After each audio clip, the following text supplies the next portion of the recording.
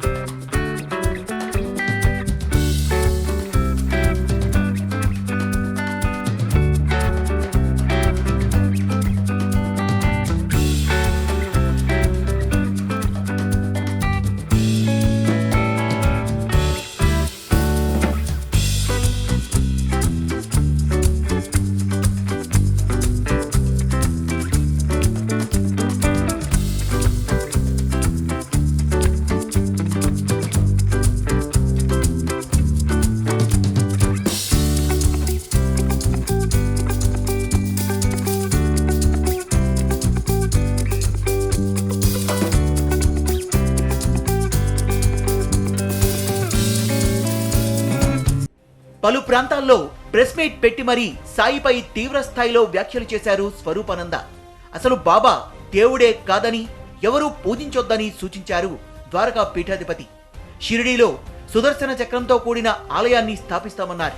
అలానే ఆంధ్రప్రదేశ్లో కూడా సుదర్శన చక్రంతో కూడిన ఆలయాన్ని నిర్మిస్తామన్నారు. సుదర్శన చక్రం అందరికీ రక్షణగా ఉంటుందన్నారు. షిరిడీలో సుదర్శన చక్రాన్ని ఏర్పాటు చేస్తామని, సాయిని పూజించడం మాని సుదర్శన చక్రాన్ని పూజించాలన్నారు ద్వారకా పీఠాధిపతి. మరోవైపు సాయి దేవుడే కాదన్న స్వరూపానందపై సాయి భక్తులు భగ్గుమన్నారు. సాయి పూజలు చేయొద్దన్న ఆయనపై ఆగ్రహం వ్యక్తం చేశారు. షిరిడీ సాయిపై అనుచిత వ్యాఖ్యలు మానుకోవాలని హెచ్చరించారు సాయి భక్తులు. దిల్సుఖ్ నగర్లో స్వరూపానందకు వ్యతిరేకంగా భారీ ర్యాలీ తీసి ఆయన దిష్టిబొమ్మను దగ్ధం చేశారు.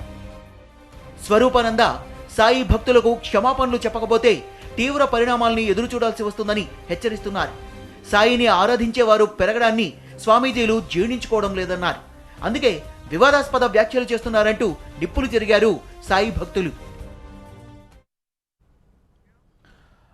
ప్రస్తుతం TV9 స్టూడియోలో ఉన్నారు పంపా క్షేత్రంలో సాధకులు గోవిందానంద సరస్వతి. ఈ వివాదానికి ఆయన ఓ రకంగా తెలుగు భాషలో ఆజ్యం పోశారని చెప్పచ్చు. సో ఆయనతో మనం 5 నెలల క్రితం ఇదే ప్లాట్ఫామ్ మీద సాయికి సంబంధించిన చర్చను చేపట్టాం. కానీ విస్తృతంగా ద్వారకా పీఠాధిపతే గడచిన నెల రోజులుగా ఈ 2 తెలుగు రాష్ట్రాల్లో సాయి మీద ప్రచారం చేస్తున్నారు. ఈ నేపథ్యంలో గోవిందానంద సరస్వతిని తిరిగి మరొక్కసారి TV9 ప్లాట్ఫామ్ మీదకు తీసుకొచ్చింది. ఆయన తన వాదనను మరింత ఉధృతం చేసే ప్రయత్నంలోనే ఉన్నారు. సో గడచిన 5 నెలలుగా ఆయనలో ఏమైనా రిగ్రెట్స్ ఉన్నాయేమో ఒకసారి ఆయనతోనే మాట్లాడి అడిగే ప్రయత్నం చేద్దాం. గోవిందానంద సరస్వతి గారు నమస్కారం అండి. నారాయణ, మంచిది. సో 5 నెలల క్రితం మనం ఇక్కడ చర్చించాం సాయి దేవుడా కాదా అన్న దాని మీద. మీరు మండల మిశ్రుల కాలం నాటి పరిస్థితుల్ని ఇప్పటికి ఆపాదించి ఓటమిని అంగీకరించే పరిస్థితి ఉంటుందా లేదా అని చెప్పి ఆ రోజు అన్నారు. సో మీరు ఇప్పుడు చాలా తెలుగు రాష్ట్రాల్లో అనేక వేదికల మీద సాయి దేవుడు కాదని నిరూపించే ప్రయత్నం చేశారు. ఎక్కడైనా ఎవరైనా మీ ముందు తల వంచి అంగీకరించే పరిస్థితి కనిపించిందా మీకు సాయి దేవుడు కాదు అని? ఆరంభమైంది. ఎంత దిగ్విజయంగా ఆరంభమైంది అంటే మనం అనుకుంటూ ఉంటాం ప్రజలలో సనాతన ధర్మాన్ని నాటలేమని చెప్పేసి. కానీ సనాతన ధర్మాన్ని అర్థం చేసుకోవాలనేటువంటి దిశలో చాలామంది ఉన్నారు. మా గురుగారు చెప్పినటువంటి విషయాన్ని దృష్టిలో పెట్టుకొని మొన్ననే మా గురుగారు సంచారం చేస్తున్నప్పుడు అందులోనూ కడపలో సాక్షాత్తుగా ఒక 1000 కుటుంబాలు, 1 కాదు 2 కాదు 1000 కుటుంబాలు అనేటువంటి ఒక పెద్ద నగరంలో మయంలో శ్రీరామచంద్రుల వారి దేవస్థానానికి పక్కనే సాయిబాబా దేవస్థానం కూడా ఉన్నది. అటువంటి సాయిబాబా దేవస్థానంలో ఉన్నటువంటి ఆ విగ్రహాన్ని కూడా తీసివేయడం జరిగింది. కిష్కింధ నుంచి హనుమంతుల వారిని తీసుకురావడం జరిగింది. అటువంటి దేవస్థానంలో శాస్త్రోక్తంగా ఆగమ ప్రకారంగా ప్రతిష్ఠ చేయడం కూడా జరిగింది. దానికి సాక్షాత్ యజమాని ముందరకు వచ్చి ఇటువంటి అవైదికం మాకొద్దు, సనాతన ధర్మమే మాకు కావాలి, ఇప్పటివరకు చిరంజీవిగా ఉన్నటువంటి హనుమంతుడు మాకు కావాలని చెప్పేసి ఆ ముసల్మాన్ ఫకీర్ అయినటువంటి సాయిబాబా విగ్రహాన్ని తీసివేసి అక్కడ హనుమంతులు అని ప్రతిష్ఠ చేయడం జరిగింది. ఇలాంటి పనులు ఉత్తర భారతదేశంలో కూడా చాలా అయ్యాయి, మన దక్షిణ భారతదేశంలో కూడా మొదలయ్యాయి. కేవలం దేవస్థానంలోనే కాదు, ఇంటిలో కూడా కర్ణాటకలో కూడా మా గురువారు ఎక్కడెక్కడెక్కడైతే వెళుతున్నారో వాళ్ళ ఇంటిలో ఉన్నటువంటి ఈ వేస్తూ ఉంటారు కదా, అవి కూడా తీసేయడం మొదలెట్టారు.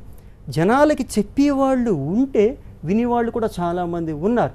కానీ కొంతమంది వాళ్ళ అజ్ఞానం మూలాన్ని మొండిగా ప్రవర్తిస్తూ ఉంటారు. వాళ్ళందరూ కూడా చక్కగా కొంతకాలం తర్వాత అర్థం చేసుకుని మన సనాతన ధర్మాన్ని వచ్చేస్తారు. గోవిందానంద్ గారు, ఆరంభం అయింది, సనాతన ధర్మం మీద ఆలోచించే పరిస్థితి వచ్చింది అని చెప్పి మీరు అంటున్నారు. కానీ మేము చూసింది మీడియాలో మీరు చేసే ప్రతి వేదిక దగ్గర షిరిడి సాయి భక్తుల ఆందోళనలు, మీ మీద వాళ్ళు చేసే దాడులు, ఇవే కనిపించాయి మాకు. మీరు ఇంకా అదే ఆలోచనలో ఉన్నారా? ఆరంభం అయిందన్న ఆలోచనలోనే ఉన్నారా? మిమ్మల్ని అడ్డుకునే ప్రయత్నం సమాజం నుంచి రావట్లేదా? భక్తుల సంగతి తరే. మీరు కేవలం మీడియా నుంచే చూశారు, కానీ మేము ప్రత్యక్షం జిల్లాలు రాష్ట్రాలు పర్యటన చేస్తూ చూస్తున్నాం. గోవిందానంద్ గారు, చూడబోతే ఒక పక్కా ప్రణాళికతో రెండు తెలుగు రాష్ట్రాల్లో మేము ఎప్పుడు చేసినా సరే సనాతన ధర్మ పరిరక్షణకి పక్కా ప్రణాళికతోనే చేస్తాం, ధైర్యంగానే చేస్తాం. అందరినీ ఈ సనాతన ధర్మం గూటులోకి తీసుకురావడానికి ఏ ఒక్క ప్రాణి యొక్క జీవనము వ్యర్థం అయిపోకూడదు. వాళ్ళని జాగ్రత్తగా మా యొక్క సనాతన ధర్మానికి చెందినటువంటి మనమందరూ ఒకే కుటుంబంలో ఉన్నాము. ఇప్పుడు అజ్ఞానంతో విడిచిపెట్టి వెళ్ళిపోతున్న వాళ్ళని తల్లి ఎవరు తండ్రి ఎవరు చెప్పి వెనక్కి తీసుకొచ్చి వాళ్ళ జన్మలను సార్థకతం చేసుకునే రీతిగా కూడా మాది ఉంటుంది ఇప్పుడు ప్రణాళిక. ఈ ప్రాసెస్ని మీరు ఎలా ఎక్స్ప్లెయిన్ చేస్తారు? ఒక భూతంగా సాయిని అభివర్ణించారు, ఒక ప్రేతం అని చెప్పారు, సాయి ఆలయాన్ని ఒక శ్మశానంతో పోల్చారు. ఏ రకంగా సమర్థించుకుంటారు మీ వ్యాఖ్యల్ని? అక్కడ దేవుడు అనేటువంటి దాన్ని వాళ్ళే రకంగా సమర్థించుకుంటారు. రైట్. దీనికి సంబంధించి కూడా వాళ్ళ దగ్గర ఒక వాదన ఉంది. చెట్టునో పుట్టనో రాయినో కొండనో గొప్పనో వీటిని పూజించే సంస్కృతి ఉన్న మేము అదే అంటున్నాం. చెట్టును కూడా పూజిస్తామే, రాయిని కూడా పూజిస్తామే, రప్పను కూడా పూజిస్తామే. దానికి విధానం అంటూ ఉంది కదా. రాయిని పూజించేటప్పుడు రాయిని శిల్పి పట్టుకొచ్చిన తర్వాత శిల్పంగా తయారు చేసిన తర్వాత ప్రాణప్రతిష్ఠ అంటూ ఉంటుందా ఉండదా? పూర్వం చెక్కతో కూడా విగ్రహాలు చేసేవారు. అటువంటి సంస్కృతి మనది. ఒక ఫకీర్ ముసల్మాని పూజ చేయవలసినటువంటి అంత దిగజారుడుతనం మనకెందుకు? మనకి ఏ దేవుడు లేడు. దీన్ని దిగజారుడుగా ఎలా అభివర్ణిస్తారు గోవిందానంద సరస్వతి? ఉన్నత స్థాయి నుంచి అధోగతిని రావడానికి అది పాపం ఇదే కదా. మరి ఇంకేమంటారు? ఉన్నతమైనటువంటి మార్గం వెళ్ళడం అంటారా? భూత ప్రేతం అన్న పదాలని సంబోధించడాన్ని ఎలా సమర్థించుకుంటారు? అసలు ప్రేతం అంటే ఏమిటి? అసలు వైదిక పరిభాషకు సంబంధించిన పదాలు మీరు వాడుతున్నారు కదా, ఆ పదానికి అర్థం తెలుసా? నేను చదువుకున్నాను గోవిందానంద సరస్వతి గారు, గరుడ పురాణంలో భూత ప్రేతాలకు సంబంధించిన ప్రస్తావన. ఏం చెప్తున్నాము అంటే ప్రేతం అనేటువంటిది ఒక వైదిక పదం. దానికి సంబంధించిన అపరకర్మలకు సంబంధించిన జ్ఞానం లేకుండగా లౌకికంలో సమాజంలో ఉన్నటువంటి వాళ్ళు ఏం చేస్తూ ఉంటారే అపార్థనలు చేసుకుంటూ ఉంటారు.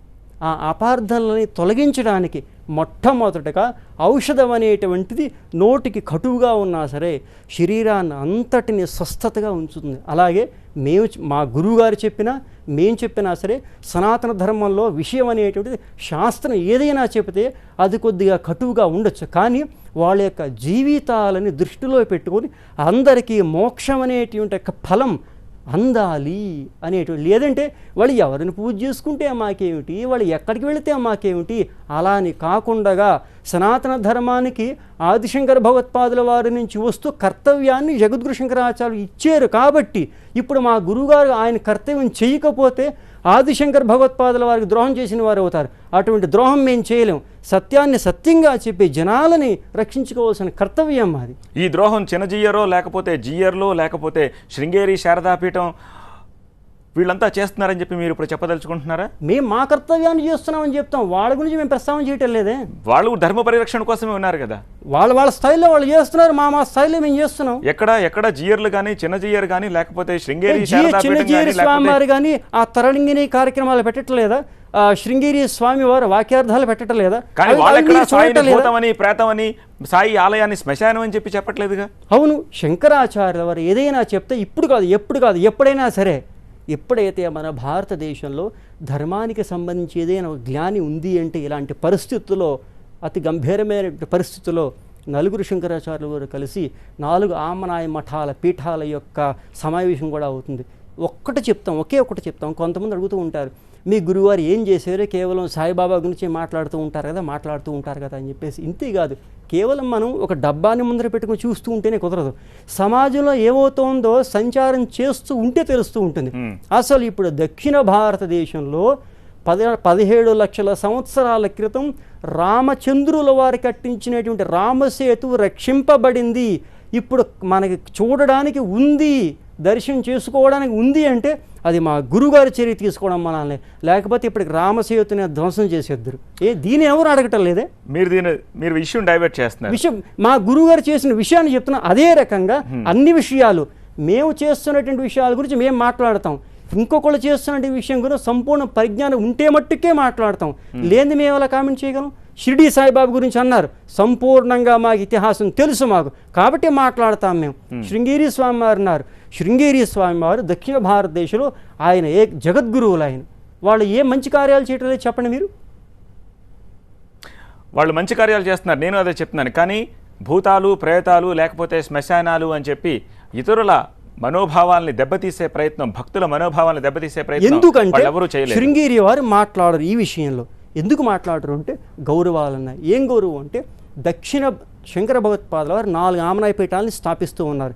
మీరు అన్నారు శృంగేరి వారు ఎందుకు మాట్లాడరని చెప్పేసి. అవును, వాళ్ళకి ఒక నిర్దిష్టమైనటువంటి నియమాలు, పరంపర, శంకర భగవత్పాదుల వారు పెట్టినటువంటి ఆమనాయ శాసనం, మహానుశాసనలు ఏం చెప్పారు అంటే 4 ఆమనాయ పీఠాలని స్థాపించి అక్కడ దక్షిణ భారతదేశంలో ఆంధ్ర, కేరళ, కర్ణాటక, తమిళనాడు, తెలంగాణ ఈ ప్రాంతానికి శృంగేరి వారిని జగద్గురువుల కింద చేశారు.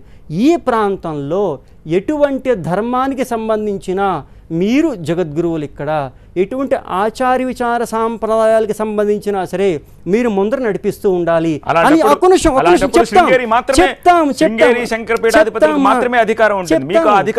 చెప్తాము. మేము చెప్తాం అందు గురించి కదా మే ప్రస్తావన చేస్తున్నాం. ఇప్పుడు అలాగే పశ్చిమ ఆమనాయ పీఠానికి సంబంధించి ద్వారకా పీఠానికి ఉంది. మహారాష్ట్ర, అక్కడ ఉన్నటువంటి గుజరాత్, ఈ ప్రాంతాల్లో వాళ్ళు రాజులు. ఇప్పుడు షిరిడీ గురించి మాట్లాడాలి అంటే షిరిడీ ఏ ప్రాంతంలో ఉంది? కేవలం మీరు మహారాష్ట్రలో షిరిడీలు చేసుకోండి. ఎందుకు తెలుగు రాష్ట్రాలకు వచ్చి జిల్లాకు ఒక సభ పెట్టి ఎందుకు భక్తుల మనోభావాన్ని దెబ్బతీసే ప్రయత్నం చేస్తున్నారు? అది ముందర సంపూర్ణంగా చెప్పాలి కదా మేము. షిరిడీ ఎక్కడుంది? మహారాష్ట్రలో ఉంది. మహారాష్ట్రలో షిరిడీ ఉంది కాబట్టి షిరిడీ సాయిబాబా గురించి మాట్లాడేటువంటి ప్రథమ కర్తవ్యము, దాన్ని సరిచేయవలసినటువంటి ప్రథమ ఆద్య కర్తవ్యం ఎవరిది? అక్కడ పశ్చిమామనాయ ద్వారకాపీఠానికి సంబంధించిన జగద్గురువులు కదా, వాళ్ళు మాట్లాడలేకపోతే మరి ఇంకెవరు మాట్లాడతారు ముందర? కాబట్టి ఇప్పుడే కాదు, 35 సంవత్సరాల కిందటి నుంచే మా గురువారు చెబుతూ వచ్చారు ఈ విషయం. ఫైన్, మాట్లాడండి. తెలుగు రాష్ట్రాలకు వచ్చి షిరిడీ సాయి ఆలయాల ముందు లేకపోతే ఇలాంటి సభలు పెట్టి ఇక్కడి భక్తుల మనోభావాల్ని దెబ్బతీసే అధికారం మనోభావాలు అంటున్నారు. మేము అదే అడుగుతున్నాం, మనస్సు అంటే ఏమిటి అసలు?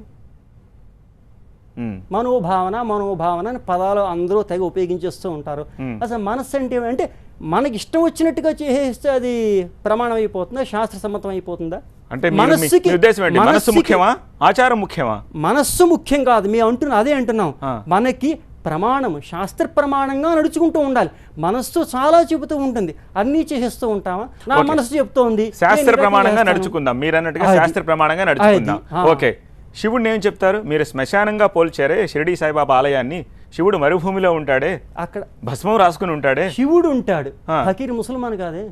శివుణ్ణి ఆరాధించినప్పుడు ఈయన ఆరాధించేది మీకు వచ్చిన అదే అంటున్నాం మేము. శివుణ్ణే సాక్షాత్తు శ్మశానంలో ఉన్నటువంటి శివుడే బోలాశంకరుడై ఆది గురువు అయినటువంటి శివుడు ఎక్కడ?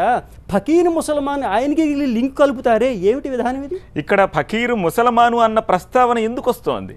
ముసల్మాన్ కాబట్టి వస్తోంది. ఓకే, దాన్ని ఎందుకు ప్రామాణికంగా తీసుకోవాలి? మీరు చెట్టుని పుట్టని రాయిని రప్పని అంగీకరించినప్పుడు, వీటన్నిటిని అంగీకరించినప్పుడు ఇక్కడ ముసల్మానా క్రిస్టియనా? ప్రామాణికం కానటువంటి దాన్ని మేము ప్రామాణికంగా తీసుకోం. ప్రామాణికం అయిన దాన్నే ప్రామాణికం తీసుకు మేము చెప్పట్లేదు ఈ మాట. ఓకే. ఏదో గోవిందానంద సరస్వతి స్వామి అని చెప్తున్నారని కాదు. మీరు కావస్తే షిరిడి సంస్థానం వెళ్ళొచ్చు. అక్కడ వాళ్ళు పబ్లిష్ చేసిన సాయి సచ్చరిత్ర పుస్తకంలో Fine. షిరిడి సాయిబాబానే సాక్షాత్ ముసల్మాన్ అని చెప్తున్నారు. Fine. ఇంకెందులో సంశయం ఉంది? ఓకే, ఫైన్, అంగీకరిస్తాను. మీరు నమ్మిన సనాతన ధర్మంలోనే గుణకర్మ విభాగశః అంటారు. అంటే పుట్టుకతో ముసల్మాన్ అన్నది మీకు ప్రామాణికమా, లేకపోతే గుణం ద్వారా ఆయన ఒక స్వచ్ఛమైన బ్రాహ్మణుడు, సాత్వికమైన పద్ధతుల్ని అవలంబించాడు అన్నది మీకు ప్రామాణికమా? ఎక్కడ సాయిబాబా మాంసాహారం సేవించినట్టు, మద్యం సేవించినట్టు లేదుగా. అందుకే మేము చెప్తుంది ఏమిటంటే మీరు కూడా సాయి సచ్చరిత్ర చదవండి, మీకు విషయాలు తెలుస్తాయి. నాకు తెలియదేమో చెప్పండి, నేను అడిగిన ప్రశ్నకు సమాధానం చెప్పండి. మేము చెప్తున్నాం ఏంటంటే సాయి సచ్చరిత్రలో ఎటువంటి సత్యాలు ఉన్నాయి అంటే ఆయన ఒక గురువు అవడానికి కూడా చాలా కష్టం. ఎందుకంటే ఒకడు ముసల్మాన్గా పుట్టి బ్రాహ్మణుల చేత కూడా బలవంతంగా మాంసం తినిపించేటువంటి వాళ్ళని ఏ రకంగా కొలుస్తారు మీరు? ఒక్కటి చెప్పండి మాకు. సో మీరు పుట్టుకతోనే మీకు ప్రామాణికం. పుట్టుక ముఖ్యమో కర్మ ముఖ్యం, రెండూ ముఖ్యమే. భగవంతుడి విధానాన్ని మనం ధిక్కరించడానికి మనం ఎవరు? మనం ఆల్ రైట్, పుట్టుక ముఖ్యమే, అలాగే కర్మ ముఖ్యమే, ఈ రెండు ముఖ్యమే అంటున్నారు. చర్చలో మనతో పాటు ప్రస్తుతానికి జాయిన్ అవ్వడానికి జొన్నవిత్తుల రామలింగేశ్వరరావు, సుప్రసిద్ధ కవి, తెలుగు అధికార భాషా సంఘం మాజీ సభ్యులు, వేదకవి, ప్రస్తుతం మనకి లైవ్లో అందుబాటులో ఉన్నారు. అలానే విజయవాడ నుంచి సాయి భక్తులు రామదాస్ కూడా ప్రస్తుతం మనకు అందుబాటులో ఉన్నారు. వాళ్ళతో చర్చని కొనసాగిద్దాం. ఫస్ట్ ఆఫ్ ఆల్ జొన్నవిత్తుల గారు మీ దగ్గరకు వస్తున్నాను. జొన్నవిత్తుల గారు, మీరు ఓపెన్ ఛాలెంజ్ చేశారు ఒక 2 వీక్స్ బ్యాక్ సాయికి సంబంధించిన చర్చ విషయంలో TV9 ప్లాట్ఫామ్ మీద కండక్ట్ చేస్తే నేను సమాధానం చెప్తాను అని. గోవిందానంద సరస్వతి తోటి ఇప్పటివరకు ఒక 10 నిమిషాల పాటు చర్చను చూశారు. ఆ చర్చల్లో ఆయన లేవనెత్తిన ప్రశ్నలకి మీ దగ్గర సమాధానాలు ఉన్నాయా? గోవిందానంద సరస్వతి గారికి ముందుగా నా నమస్కారాలండి. తప్పకుండానండి, స్వామివారు చెప్పేటువంటి అంతా కూడా విన్నా నేను. వారు వేసినటువంటి ప్రశ్నల్లో ముఖ్యంగా మనకి పనికొచ్చేవి చాలా తక్కువగా ఉన్నాయండి. స్వామివారు షిరిడి సాయిబాబాని ఆరాధించవద్దు అనటం, అలాగే షిరిడి సాయిబాబా దేవస్థానాల్ని, ఆయన యొక్క విగ్రహాన్ని ఆయన భూతాలతోనూ శ్మశానంతోనూ పోల్చటం, ఇవి భక్తులకి బాగా ఆగ్రహాన్ని కలిగించాయి. ఈ విషయం మీద స్వామివారు గురువందనం కార్యక్రమంలో గురువందనం స్వీకరించాలి. సహజంగా గురువందనం స్వీకరించి భక్తుల్ని ఆశీర్వదించాలి. అటువంటి కార్యక్రమంలో కూడా స్వామివారు మళ్ళీ షిరిడి సాయిబాబాని విమర్శ చేస్తూ ఆ షిరిడి సాయిబాబాని ఎవరన్నా పూజిస్తే భూత ప్రేతాలని పూజించినట్లే, ఈ విషయం మీద ఎవరైనా తర్కబద్ధంగా వాదించేటట్టయితే మేము సిద్ధంగా ఉన్నామని ఒక ప్రకటన చేశారు. అది పత్రికలో చూసి నేను సిద్ధంగా ఉన్నాను అనవలసి వచ్చింది. కారణం ఏమిటంటే సమాజాన్ని ఆశీర్వదించవలసిన మహోన్నతమైన స్థాయిలో ఉన్న స్వామీజీ సమాజం అల్లకల్లోలమయ్యేటువంటి ఒక ప్రకటన ఇచ్చారు. దీనితో భక్తుల మనోభావాలు బాగా దెబ్బతిన్నాయి. ఈ విషయాన్ని సుస్పష్టంగా చెప్పకపోయినట్లయితే ఇటు పరమ పవిత్రమైన ఆదిశంకరాచార్యుల వారు ఏర్పాటు చేసినటువంటి ద్వారకాపీఠానికి నష్టం కలుగుతుంది, సాయి భక్తులకి కూడా బాగా నష్టం కలుగుతుంది. ఈ అలజడుల వల్ల సమాజంలో అల్లకల్లోలం బయలుదేరి ముఖ్యంగా హిందూ మతానికి తీవ్రమైన నష్టం వాటిల్లుతుంది అని భావించి నాకు తెలిసినంత వరకు సాయిబాబాని పూజించటం సమంజసం, సశాస్త్రీయం అని చెప్పడానికి నేను నిశ్చయించుకున్నానండి. స్వామివారు గనక ఏ ప్రశ్న అయినా వీటికి సంబంధించినవి అడిగితే నేను మాట్లాడతాను. ఎందుకంటే వారు మాట్లాడుతున్నప్పుడు దీనికి సంబంధించినవి ఆనుషంగికమైనవి ఎన్నెన్నో విషయాలు మాట్లాడుతున్నారు. అలా కాకుండా ప్రధానంగా ఇవాళ టీవీ ముందు కూర్చుని చూస్తున్నటువంటి లక్షలాది మంది భక్తులందరూ కూడా ఒకే ఒక అంశం గురించి వేచి ఉన్నారు. సాయిబాబాని దేవుడిగా పూజిస్తే నష్టం ఏమిటి, ఎందుకని పూజించకూడదు, ఎందుకని మీరు ఆ మాట అన్నారు, ఆ విషయం మీరు వివరణ ఇవ్వండి. గోవిందానంద్ గారు, సాయిబాబాని పుట్టుకతో ఒక ముసల్మాను కాబట్టి, ఆచరణలతో ఒక ముసల్మాను కాబట్టి, జన్మతః ఆయన చేస్తున్నటువంటి పనులు కూడా మాంసాన్ని వండించి బ్రాహ్మణులకు కూడా పంచిపెట్టినటువంటి ఇటువంటి ఇతిహాసం కలిగిన ఆయన్ని పరధర్మానికి సంబంధించి ఆయన్ని మన హిందూ సనాతన ధర్మంలో ఉన్నటువంటి ఒక దేవుడిగా ఆరాధించడానికి కానీ పూజించడానికి కానీ ఏమిటి ప్రమాణము? ఇంతకంటే అఘోరం, ఇంతకంటే అధర్మము ఇంకెక్కడన్నా ఉంటుందా? జొన్నవిత్తల గారు. స్వామి ఈ విషయంలో నేను చెప్తాను స్వామి. శంకరాచార్యుల వారు భిక్షాటనకి బయలుదేరినప్పుడు తమకి తెలుసు ఒక బాగా దాహం వేస్తున్నది, వేసవికాలం. ఒక కళ్ళు అంగడి దగ్గరికి వచ్చి దాహం వేస్తున్నది అంటే మా దగ్గర ఏమీ లేదు, కళ్ళు తప్ప అన్నారు. అంటే అదే ఇమ్మని స్వామి ఆ కళ్ళు పోస్తే దాన్ని ఆయన దాహంగా స్వీకరించారు. ఆహా, మన గురువుగారు కళ్ళు తాగారు కదా అని శిష్యులు కూడా కళ్ళు తాగారు. అది చూసి ఈయన బాధపడి ఆ తర్వాత వీళ్ళకి బుద్ధి వచ్చేలా చేయాలని ఒక కమ్మరి కొలిమి దగ్గర అతను బాగా సీసం కాచిపోస్తున్నప్పుడు మళ్ళీ ఒక వేసవి మధ్యాహ్నం వేళ వెళ్ళి, బాబు దాహం వేస్తున్నది, నీ దగ్గర ఏది ఉంటే అది ఇమ్మన్నాడు. అయ్యా నా దగ్గర ఏమీ లేదు, ఈ సీసం మాత్రం కాసిపోస్తున్నాను, ఇది తప్ప ఏం లేదంటే అదే పొయ్యమన్నాడు. ఆ కమ్మరతను సంశయించినా సరే స్వామి అది చేతిలో పోయించుకుని గటగటా తాగేశారు. శిష్యులు తాగాలనేటప్పటికీ ఎవరూ కూడా ముందుకు రాలా, భయపడ్డారు. కనుక స్వామి కళ్ళు తాగినా సీసం తాగినా ఆయన మహానుభావుడు గనుక చెల్లింది, మనకు ఆ స్థాయి లేనప్పుడు ఆ పని చెయ్యకూడదు అని చెబుతూ గురువుగారు చేసిన ప్రతిదీ మనం చెయ్యకూడదు అని చెబుతూ ఉంటారు. కనుక అవసరార్థం దాహం కోసం. అలాగే ఉపనిషత్తుల్లో ఉన్నటువంటి కథల్లో కూడా చాలా సద్బ్రాహ్మణుడు మావటి వాడి దగ్గర నుంచి మంచినీళ్లు తాగటం, అతని ఆహారం స్వీకరించటం, అలాగే అతనికి ఆకలి తీరిన తర్వాత మళ్ళీ తీసుకోకపోవటం, ఇటువంటి కథలన్నీ మీకు తెలుసు. అలాగే శ్రీరాముడు, శ్రీకృష్ణుడు, వీళ్ళని మనం దైవాలుగా ఆరాధిస్తున్నాం, ఎన్నో దేవాలయాలు కట్టాం. వారు కూడా మాంసభక్షణం చేశారు. మాంసభక్షణం కారణంగా సాయిబాబాని ఆయన ఎప్పుడో మాంసభక్షణ చేసిన దానికి కారణం ఏమిటో మనకి తెలియదు. ఇప్పుడు వేల మంది గురువుగా భావించారు. గురువుని బ్రహ్మగా, విష్ణువుగా, పరమేశ్వరుడుగా, సాక్షాత్తు పరబ్రహ్మ స్వరూపంగా భావించి ఆరాధించే మన సంప్రదాయం. మీ సమాధానం వచ్చింది జొన్నవిత్తల గారు. స్ట్రైట్ అవే ఆన్సర్ చెప్పండి గోవిందానంద. చెప్పమనండి స్వామి, చెప్పండి. సాయిబాబా ఏం తింటున్నా మాకేం సంబంధం లేదు, సాయిబాబా ఏం తాగుతున్నా మాకేం సంబంధం లేదు. శంకరాచార్యుల వారు ఏ బ్రాహ్మణుడికి మాంసాన్ని తినిపించలేదు. సాయిబాబా బలవంతంగా మాంసాన్ని బ్రాహ్మణులకి తినిపించడం అది అధర్మమా కాదా? ఇది ఆ సందర్భం అని కాదు, సందర్భం ఏదైనా ధర్మమా అధర్మమా? ఇప్పుడు మీరు అన్నారు అలా కాదు. ఇక్కడ ప్రశ్నకి ప్రశ్న, సమాధానానికి సమాధానం. సాయిబాబా అయినటువంటి ఫకీర్ ముసల్మాను బ్రాహ్మణుల చేత బలవంతంగా షిరిడీలో మాంసమిశ్రితమైనటువంటి పలావు వడ్డించడం, తినిపించడము ఇతిహాసంలో ఎవరన్నా చేశారా ఇటువంటి అనైతికమైనటువంటి పనిని? ఒకటి స్వామి, ఇప్పుడు అది ఆ సందర్భంలో ఎందుకు చేశారు ఆయన మీరు అన్నారు. గురువులు ఏం చేస్తున్నారనేటువంటిది గురువులకు వదిలేసింది. గురువులు ఏం చేస్తున్నారనేది గురువులకు వదిలేసింది. కానీ శంకర భగవత్పాదుల వారి యొక్క ఇతిహాసం ఏమిటి, ఫకీర్ ముసల్మాన్ యొక్క ఇతిహాసం ఏమిటి, దానికి దీనికి తులనాత్మక చేయడం అనేది సర్వదా నిషిద్ధం. ఏమంటే పరమేశ్వరుడు తన స్వయంగా తన పట్ల అపారమైన భక్తి ఉన్న కుటుంబానికి వచ్చి నీ కొడుకుని కూర వండి పెట్టమని అంటే ఆ కొడుకుని కూర వండి పెట్టినటువంటి ఘట్టం అద్భుతమైనటువంటి పరమ భక్తి పూరితమైనటువంటి కథ మనకి ఉన్నది. సాక్షాత్తు భగవంతుడు వచ్చి ఇక్కడ భక్తులని ఉద్ధరించి ఈ కథ భవిష్యత్తులో భక్తులు చదువుకోవడానికి భగవంతుడు చేసిన లీల. అంతేకాని ఈ యొక్క ముసల్మాన్గా పుట్టిన ఫకీర్ వచ్చి బ్రాహ్మణులకి బలవంతంగా తెలియమా అధర్మం? ఒకటే చెప్పండి, ధర్మమా అధర్మమా? అంతే స్వామి. మీరు ఒకటి మాటికి మీరు ముసల్మానుగా పుట్టి అంటున్నారు. ఒకటండి, ఇప్పుడు ఋషిమూలం నదీమూలం చూడవద్దు అని శాస్త్రం చెప్పింది, తమకి తెలుసు. ఋషిమూలం ఆయన ఒక యోగీశ్వరుడైనటువంటి స్థాయిలో ఆయన యొక్క మూలం మనకెందుకండి?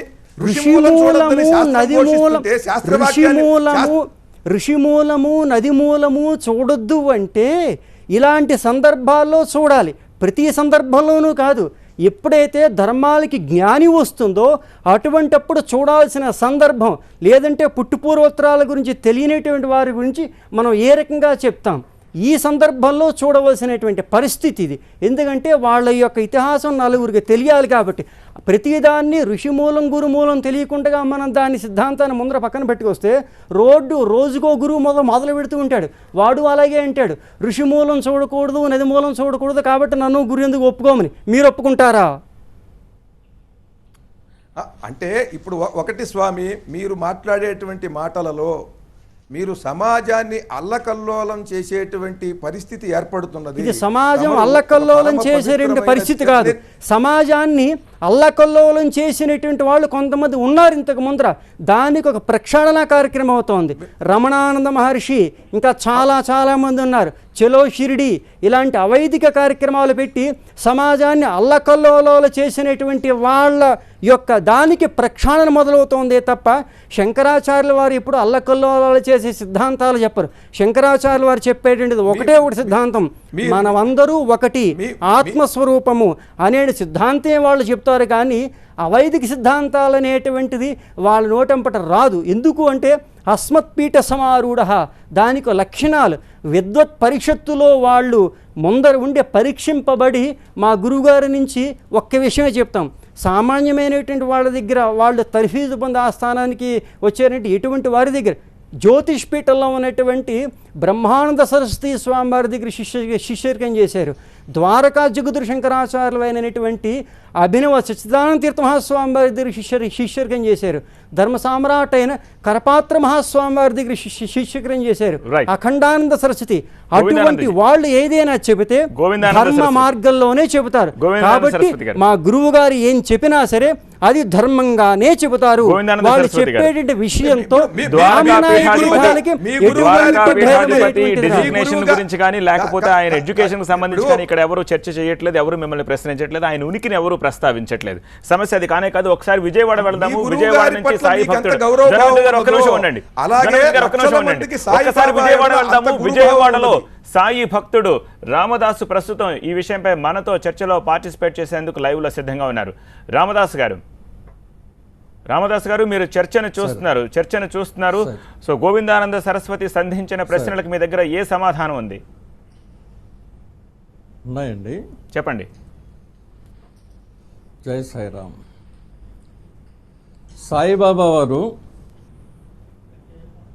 సాయిబాబా వారు మాంసాహారాన్ని తినని వాళ్ళకు కూడా తినిపించారు అనే మాట గోవిందానంద సరస్వతి స్వామి మాట్లాడుతున్నారు. అది చాలా తప్పైనటువంటి విషయము. సాయిబాబా వారు మాంసాహారం తినని వాళ్ళ చేత మాంసాహారం తినిపించారు అనే దానికి వారి దగ్గర ఉన్నటువంటి ఆధారం ఏంటి? సచ్చరిత్రలో ఎటువంటి ఆధారము లేదు. మాంసం తినడం వలన ఆ ప్రాంతానికి కూడా రానిచ్చేవాళ్ళు కాదు. మాంసాహారం అలవాటు ఉన్న వాళ్ళే తినే వాళ్ళకే ఆహారం పెట్టేవారు తప్ప మాంసాహారం తినడం వలన ఆ ప్రాంతానికి రానివ్వలేదు. పైగా వారు స్వామీజీ ఏమంటున్నారంటే బ్రాహ్మణులు కూడా తినిపించారంటున్నారు. షిరిడీ సంస్థానం వాళ్ళు పబ్లిష్ చేసిన షిరిడీ సంస్థానం వాళ్ళు పబ్లిష్ చేసిన తీసుకోవచ్చు. అందుకే మేము మొట్టమొదటిగా కండిషన్ పెట్టాం. చూడండి, అందుకే మేము మొట్టమొదటిగా కండిషన్ పెట్టాం. మిమ్మల్ని కూడా కాదు, ఆధారంగా మాట్లాడుతున్నాం. మిమ్మల్ని కూడా కాదు, సాక్షాత్ షిరిడీ సాయి సంస్థానం వాళ్ళని పబ్లిష్ ప్రశ్నించేసాం. మిమ్మల్ని కాదు, ఎందుకంటే మిమ్మల్ని కాదు షిరిడీ సాయి. అందుకే మేము చర్చ చేస్తున్నప్పుడు కూడా ఒకటే అన్నాం, ఎవరన్నా చర్చ చేయాలి అంటే షిరిడీ సాయి సంస్థానం తరపున లెటర్ తీసుకురావాలి. హేమంత్ పంత్ వ్యాలిడ్ కాదు అంటే ఒకటి వేదాల వ్యాలిడిటీ కాదు. మీకు ఒకటి చెప్పేసేయండి, మీకు వేదాల వ్యాలిడిటీ కాదు, హరసత్ పంక్తు ఆ చరిత్ర ఈ చరిత్ర ప్రమాణాలు మీకు అంతే కదా. వేదం నీ బాబుగాడు సొమ్మ, నా బాబుగాడు సొమ్మ, ఎవరి సొమ్ము వేదం, ఎవరి సొమ్ము జాతి సొత్తు వేదం. విశ్వే అమృతస్య పుత్ర. రామదాస్ గారు మీరు చర్చని ప్రారంభించినప్పుడు సాయిరామని ప్రారంభించారు, కానీ ఇప్పుడు మాట్లాడే తీరు చూస్తుంటే అందుకు విరుద్ధంగా కనిపిస్తోంది. సాయి ఎక్కడ చాలా స్వచ్ఛంగా సాత్వికంగా గడిపిన మాట మీకు తెలుసు అండ్ పుస్తకాల్లో చదువుకున్నాం కూడా. కానీ ఇక్కడ మీరు మీ బాబుగారు సొమ్మ అన్న పదాన్ని ప్రయోగించారు. కొంచెం చర్చ Sorry, sir. ఒక సున్నితమైన అంశం గురించి అందుకే మేము మొట్టమొదటి చెప్పాం ఏమండి? ఇలాంటి వాళ్ళని సమాజంలోకి వదిలితే విష పురుగుల్లా వీళ్ళందరూ తయారవుతారు, సమాజాన్ని విష పురుగుల రూపంలో ఇది చేస్తుంటారు. కాబట్టి ఎవరైనా చర్చలో మాట్లాడాలి అంటే గోవిందానంద్ గారు మీరు ప్రశ్న అడిగారు, ఆయన సమాధానం చెప్పే అవకాశం అందుకే మీ ఇవ్వండి. ముందరే చెప్పాం, ఎవరైనా చర్చలో మాట్లాడాలి అంటే వాళ్ళ ప్రయోజనాల కింద వస్తారు. అసలు వీళ్ళకి షిరిడి సాయి సంస్థానం వాళ్ళకి వీళ్ళకి ఏమిటి సంబంధం? మేము మొట్టమొదటి అదే చెప్పాం, ఎవరన్నా షిరిడి సాయిబాబా గురించి మాట్లాడాలి అంటే వాళ్ళు షిరిడి సంస్థానం నుంచి ఆథరైజేషన్ లెటర్ గోవిందానందజీ ఒకవేళ అదే ప్రశ్న వాళ్ళు మిమ్మల్ని అడగాల్సి వస్తే నేను కూడా మిమ్మల్ని అడగాల్సి వస్తే ఏమి సంబంధం ఉందని తెలుగు రాష్ట్రాల్లో మీరు దీన్ని- సనాతన ధర్మానికి మా గురువు గారి ప్రతినిధులుగా మేము మాట్లాడుతున్నాం. మా గురువు గారు జగద్గురు శంకరాచార్యుల కింద మాకిచ్చినటువంటి ఆజ్ఞ, ఆ ఆజ్ఞానుసారం ఇంకోటి సంగతి, సన్యాసులకు కూడా బయటికి వచ్చి వ్యాఖ్యానాలు చేయడాలు కానీ, ఫారెన్లు వెళ్ళడాలు కానీ, అనవసరమైన ప్రచారాలు చేయడాలు కానీ దేనికి ఎలాంటి అధికారం లేదు. క్షవరాలు చేసుకోవడం కానీ నియమాలు ఉన్నాయి, ఒక నిబంధనలు ఉన్నాయి. భక్తుడిగా ఆయన ప్రశ్నిస్తున్నారు, దాన్ని అలా ఎందుకు చూడట్లేదు మీరు? ఒక్క భక్తుడైనా ఒక మహంతైనా ఎవరైనా సరే సత్యాన్ని సత్యంగానే చెప్తాం మేము.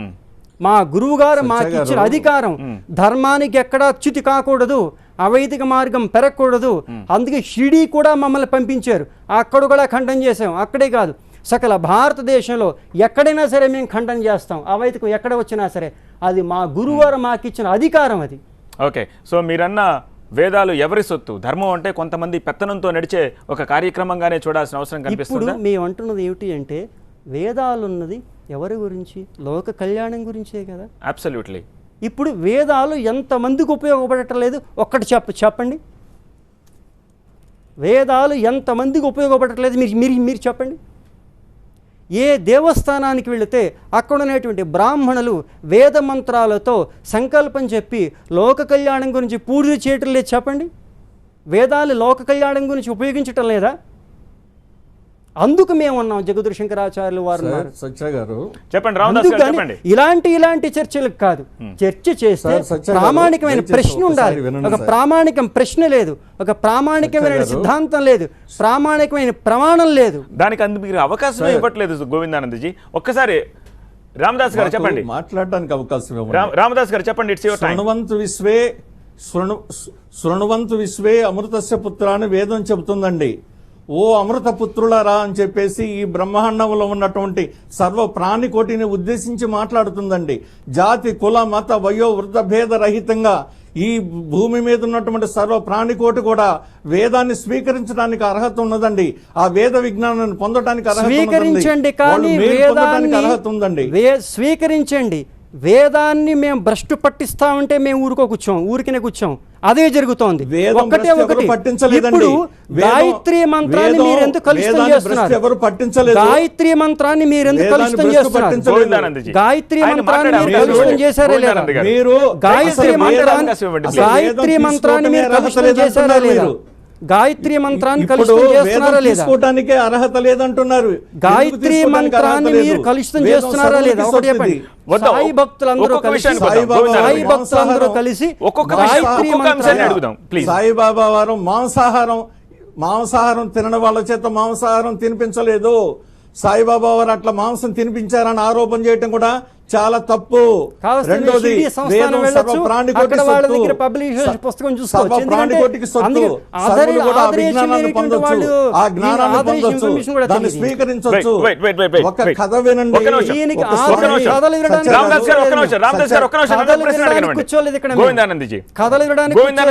సత్యాన్ని చెప్పడానికి కూర్చున్నాను. ఓకే ఓకే ఓకే, మీరు అడిగిన ప్రశ్నకి చెప్తాం.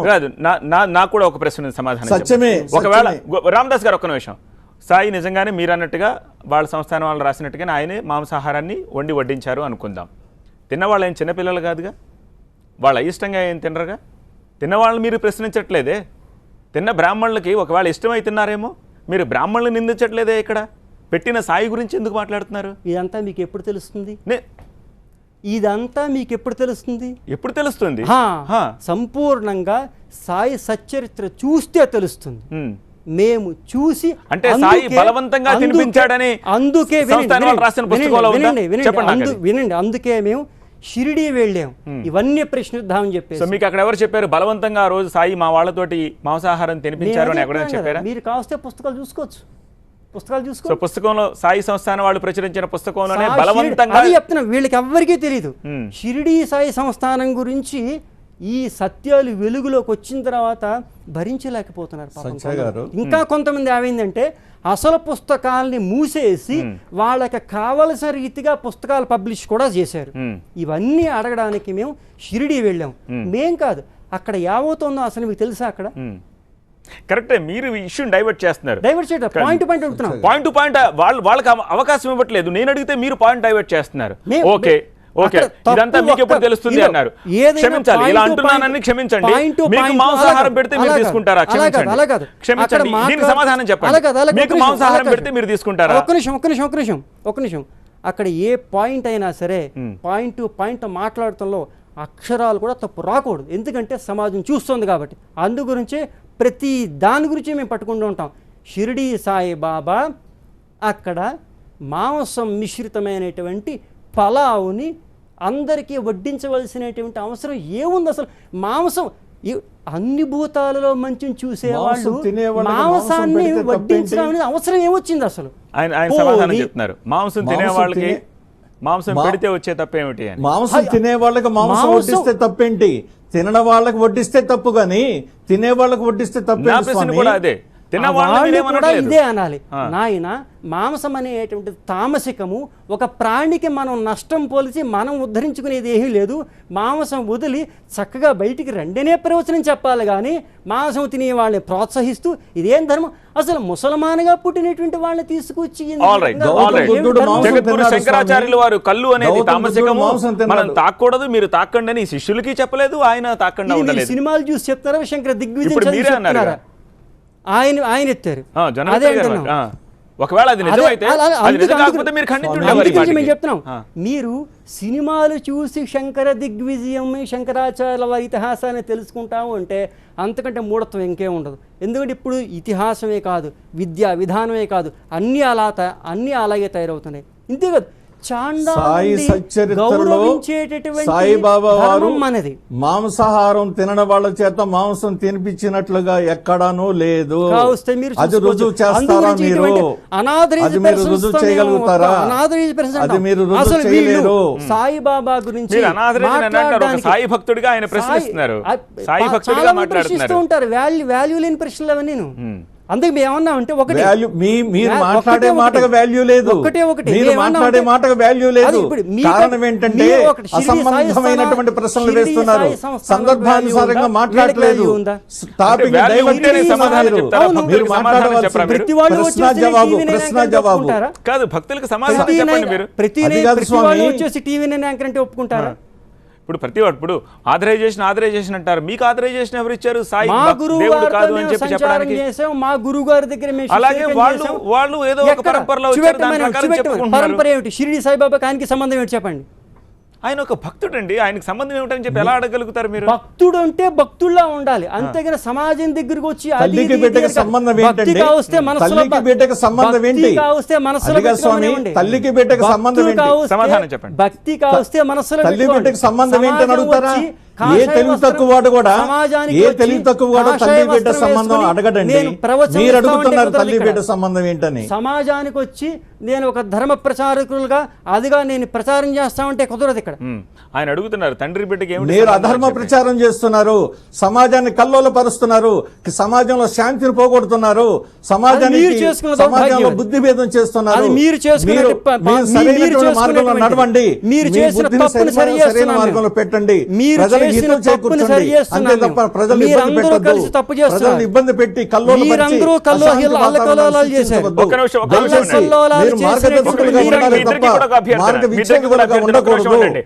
గోవిందానంద సరస్వతి పంపా క్షేత్రంలో ఉపాసకులు ప్రస్తుతం TV9 స్టూడియోలో మనతో పాటు చర్చలో కంటిన్యూ అవుతున్నారు. వీళ్ళెవరూ ప్రశ్నించడానికి వీళ్ళకి ఆథరైజేషనే లేదు అని చెప్పి భక్తులపై ఆయన చిన్నచూపు చూస్తున్న పరిస్థితి కనిపిస్తోంది. భక్తులంటే ఎందుకు అంత చిన్నచూపు మీకు గోవిందానంద సరస్వతి? భక్తులంటే మాకు చాలా గౌరవం.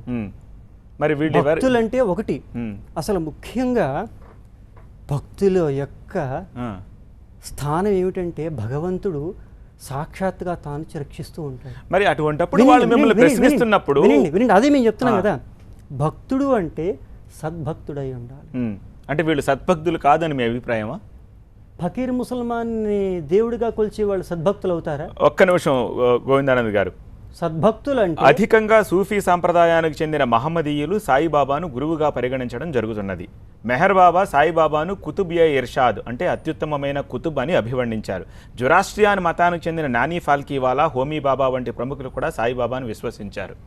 మన సనాతన ధర్మం ఏం చేయలేదే. ఓకే, వాళ్ళకి వీళ్ళనే కాదు, రోడ్డును వెళ్ళి వాడిని ప్రతి వాళ్ళని వాళ్ళు ఒప్పుకుంటూనే ఉంటారు. కానీ అలా కాదు కదా, సనాతన ధర్మానికి కొన్ని ప్రమాణాలు ఉన్నాయి. ఓకే, సనాతన ధర్మం 3 దేవతల్ని పూజిస్తోంది. అవును, 33 కోట్ల మంది దేవతల్ని పూజిస్తుంది. 33 కోట్ల ఒకటిని ఎందుకు ఆమోదించలేకపోతున్నారు మీరు? 33 కోట్లే ఉన్నాయి. 33 కోట్ల ఒకటేమిటి మళ్ళా ఉంటే ముందర మొట్టమొదటిగా చెప్తారు కదా వేదాల్లోనూ, శాస్త్ర ప్రమాణంగా చెప్తారు కదా 33 కోట్ల ఒకటి అని వాళ్ళు చెప్పేవారు. కొత్తగా చెప్పాల్సిన అవసరం లేదు. ఒకవేళ షిరిడి సాయిబాబా దేవుడు అయితే మనకి పురాణాల్లోనే చెప్పేవారు. Okay, all right. వేదాల్లో ఒక్క ఇంద్రుడు తప్ప ఇంకెవరు దేవతలు లేరు అని మీరు అనుకుంటున్నారు.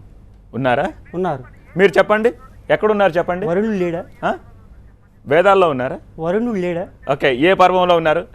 వెంకటేశ్వర స్వామి ఉన్నాడా? వేదాల్లో పర్వాలు ఉండవండి. ఓకే, వెంకటేశ్వర స్వామి ఉన్నాడా? వేదాల్లో పర్వాలు ఉండవు. సరే, వెంకటేశ్వర స్వామి ఉన్నాడా? వెంకటేశ్వర స్వామి అంటే ఎవరు? కనకదుర్గమ్మ తల్లి ఉందా? కనకదుర్గమ్మ అంటే ఎవరు అసలు? ఓకే, మీరు అయ్యప్ప ఉనికిని ఎందుకు ప్రశ్నించరు? ప్రశ్నించేటువంటిది కాదు మరి. ఎందుకు సాయిబాబాని టార్గెట్ చేస్తారు? నా ప్రశ్న అది. సాయిబాబా దేవుడు కాదు కాబట్టి. అయ్యప్ప స్వామి దేవుడా? అయ్యప్ప స్వామి మీ సనాతన ధర్మంలో ఎక్కడ ఆయన ప్రస్తావన లేదు. ఎక్కడైనా సరే వెంకటేశ్వర స్వామి ప్రస్తావన ఎక్కడ ఉంది చెప్పండి. విశ్లేషణ చేసేటువంటి విధానాలలో ఎక్కడైనా తేడా వస్తే మేమే ముందర మేం కాదు, పూర్వీకులే పట్టుకుని వారే. ఓకే, అంటే మీ పూర్వీకులు పట్టుకోలేదు కాబట్టి అది శాస్త్రం, ఈ వీళ్ళు పట్టుకోగలిగారు కాబట్టి ఇప్పుడు మీరు ఇది శాస్త్రబద్ధం కాదు. శాస్త్రం ఎప్పుడైనా ఎక్కడైనా ఎలాగైనా ఒకేలా మాట్లాడుతుంది. అందుకు వ్యక్తినిష్ట కాదు ఇక్కడ. ఇక్కడ ఏమిటంటే శాస్త్రనిష్ట. అందుకని శాస్త్రం ఫిల్టర్ చేస్తూ ఉంటుంది. ఒక్కసారి జొన్నవిత్తుల గారి దగ్గరికి వెళ్దాం. జొన్నవిత్తుల గారు, ఆయన చెప్పే సమాధానాలతో మీరు సంతృప్తి చెందుతున్నారా? సత్య గారు, మొట్టమొదటి ఏంటంటే మనం అనవసరంగా వేదాల గురించి శాస్త్రాల గురించి మాట్లాడొద్దండి. ఇది అనవసరమే ఉందండి జొన్నవిత్తుల గారు. కావాల్సింది వేదాల శాస్త్రాలే ప్రమాణం. వాళ్ళకి శాస్త్రాలే ప్రమాణం. వాటిని ప్రస్తావించకుండా మీరు చర్చను ఎలా కొనసాగించగలుగుతారు? స్వామి ఇక్కడ ఏంటంటే వేదం గురించి కాదండి చర్చ. మొట్టమొదట మీ ప్రమాణం ఏమిటండి? ఇప్పుడు ఇవాళ కోట్ల మంది సాయిబాబాని దైవంగా ఆరాధిస్తున్నారు. మాకు ప్రమాణం శృతి. శృతి సాయిబాబాని దేవుడుగా ఒప్పుకోదు. మీరు ఒక్క మాట చెప్తాను స్వామి, మీరు ఇప్పుడే సత్య గారు అడిగారు మిమ్మల్ని, వేదాల్లో వెంకటేశ్వర స్వామి ఉన్నాడా, నాగేశ్వరుడు ఉన్నాడా, రామలింగేశ్వరుడు ఉన్నాడా, కనకదుర్గ ఉన్నదా అని. అందుకని మీరు ఏది విగ్రహారాధన అంటే ఏమిటి, నామం అంటే ఏమిటి, రూపం అంటే ఏమిటి, ఏవేవి ఎలా ఏర్పరిచారు, విగ్రహారాధన యొక్క ప్రయోజనం ఏమిటి, ఇవన్నీ మాట్లాడుకోవాల్సి వస్తుంది. అసలు విషయం పక్కన పెట్టండి. మొట్టమొదట సమాజంలో స్వామి ద్వారకా పీఠం పరువు ప్రతిష్టలకి సంబంధించి మీరు మాట్లాడే ప్రతి అక్షరం ఆధారపడి ఉన్నది. భారతీయ సంప్రదాయాన్ని భుజస్కంధాల మీద పెట్టుకుని భారతీయతని సంప్రదాయాన్ని నిలుపవలసిన ద్వారకా పీఠానికి ప్రతినిధిగా వచ్చినటువంటి మీరు ప్రతి అక్షరము జాగ్రత్తగా ఆచితూచి మాట్లాడవలసిన అవసరం ఉన్నది స్వామి. మొట్టమొదటి స్వామి మీకు శాస్త్రజ్ఞానం చాలా ఎక్కువగా ఉన్నది. మీకు పాదాభివందనం. మీ శాస్త్రజ్ఞానంతో మీరు ఒక్కసారి ఎదుటి వాళ్ళు చెప్పేది కాస్త ఆలకించండి. నేను చెప్పేది ఒక్క నిమిషం వినండి. కోట్ల మంది ప్రజలు, స్త్రీలు పురుషులు మీకు సంబంధించిన శాస్త్రజ్ఞానంతో సంబంధం లేకుండా కేవలం భక్తి విశ్వాసాలతో సాయిబాబాని దైవంగా ఆరాధిస్తున్నారు. వాళ్ళకి సత్ఫలితాలు కలుగుతున్నాయి. వాళ్ళందరూ ఆనందంగా తమ కొడుకులకి, మనవలకి, మనవరాళ్ళకి, ముని మనవలకి కూడా వేద పండితులు, శాస్త్ర పండితులు కూడా వాళ్ళ సాయిబాబా పేర్లు పెట్టుకున్నారు. ఇప్పుడు మీరు చేసేటువంటి ఈ సూచనల వల్ల, ఈ ప్రకటనల వల్ల ఏమి చేయాలి? సమాజం ఏం కావాలి? గురువుని బ్రహ్మగా విష్ణువుగా ఆరాధించేటువంటి ఈ సంప్రదాయంలో మీరు అనవసరంగా మీరు సరైనటువంటి పరిష్కారం చూపించకుండా ఒక్కసారి సాయిబాబాని ఆరాధించడం మానేయమంటారా? ఇప్పుడు ఏం చేయమంటారు పరిస్థితి? ప్రతి ఒక్కరికి కూడా సాయిబాబా మీద భక్తి ప్రపత్తులు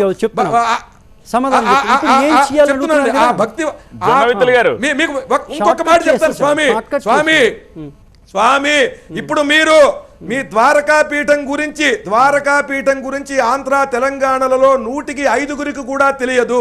సాయిబాబా గురించి 100కి 100 మందికి కూడా తెలుసు. ఈ విషయాన్ని కూడా మీరు దృష్టిలో పెట్టుకుని పీఠం ప్రతిష్టని, పీఠం యొక్క సంప్రదాయము, దాని విలువలు వాటిని పాటిస్తే ఎటువంటి మంచి కలుగుతుందో ఆ ప్రచారం కూడా చేయండి. తప్పితే సాయిబాబా 100కి 100 మందికి తెలుసు, మన ద్వారకా పీఠము దాని ప్రత్యేకత తెలియదు. మీరు ఇలా మాట్లాడటం వల్ల సాయిబాబా గురించి మీరు దూషిస్తున్నారు అనుకుని అందరూ మిమ్మల్ని వ్యతిరేకించేటువంటి ప్రమాదం వచ్చింది. కనుక మీరు దాన్ని దృష్టిలో పెట్టుకుని మాట్లాడాలి స్వామి. జనవితులు గారు, ఇక్కడ నాదొక ప్రశ్న. శాస్త్రబద్ధంగా తార్కికంగా చర్చకు నేను సవాలని చెప్పిన మీరు చాలా లైటర్ మేనర్లో ఇక్కడ 100% మందికి తెలుసు, ఇక్కడ 5% మందికే తెలుసు, కాబట్టి మీరు మీ పరువు పోగొట్టుకోకండి అని చాలా లైటర్ మేనర్లో మాట్లాడుతున్నారు. తార్కికంగా శాస్త్రబద్ధంగా మీరు ఎందుకు ఆయన అడిగిన ప్రశ్నలకు సమాధానం చెప్పలేకపోతున్నారు?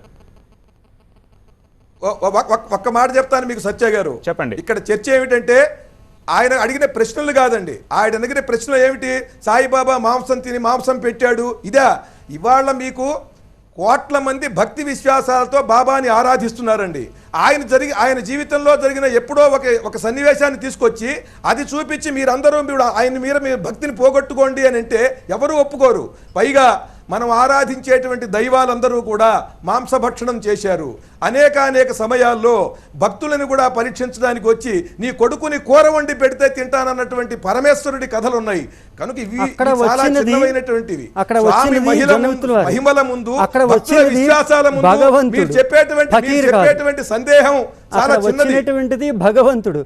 భగవంతుడు లీలలు వేరేగా ఉంటాయి, మనుష్య రూపంలో ఉన్న మనుషులు చేసే లీలలు వేరేగా ఉంటాయి. అందుగురించే భగవంతుడు చేసినటువంటి లీలలను మనం అర్థం చేసుకోవాలంటే సామాన్య మనుష్య జన్మలో ఉన్నటువంటి ఈ 2 నేత్రాలు సరిపోవు. కాబట్టి భగవంతుడి లీలని అర్థం చేసుకోవాలంటే భాగవతాది ఇత్యాది గ్రంథాలను మనం చదవాలి. అందులో స్పష్టంగా భగవద్గీతలో స్పష్టంగా రాసింది. ఈ మాటకి చెప్తాను మీకు స్వామి, ఈ మాటకి మీకు చెప్తాను నేను.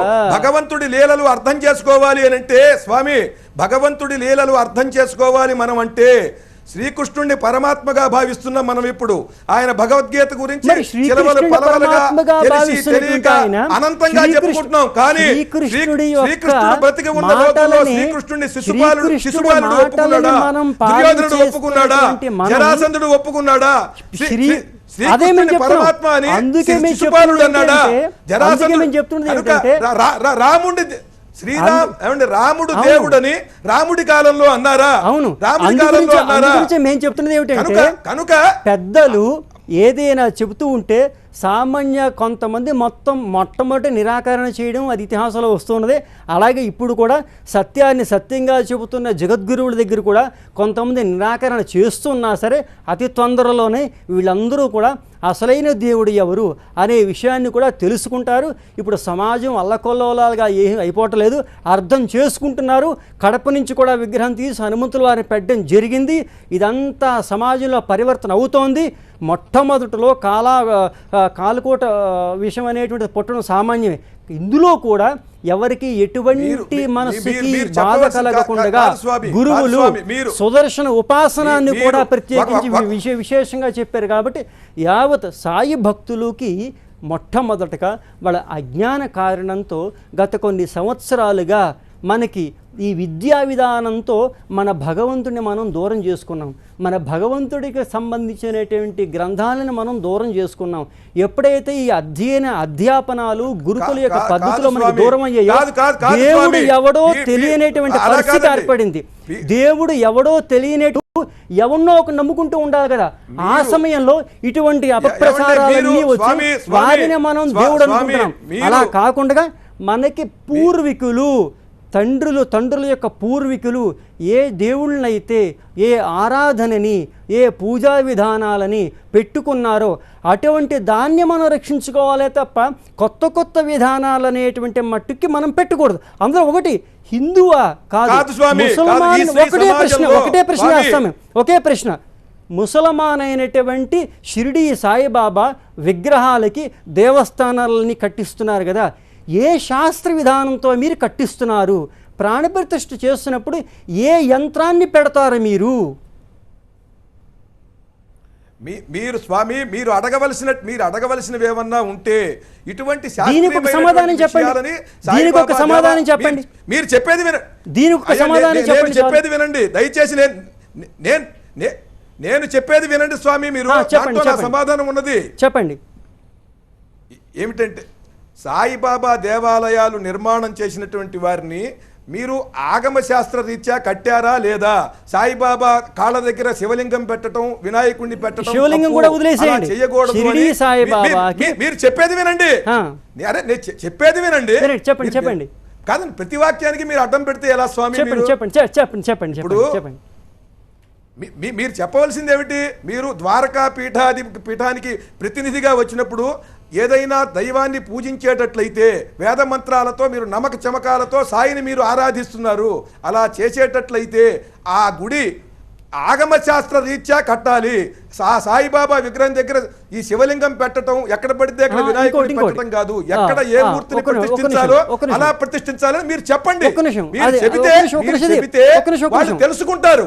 మీరు అంతేగాని మీరు ఆరాధించద్దు, సాయి దేవుడు కాదు, దయ్యము అంటే ఒక్కసారి వాళ్ళ మనస్సు అలజడికి లోనవుతుంది. వాళ్ళ మనస్సు అలజడికి లోను వాళ్ళ కాదు.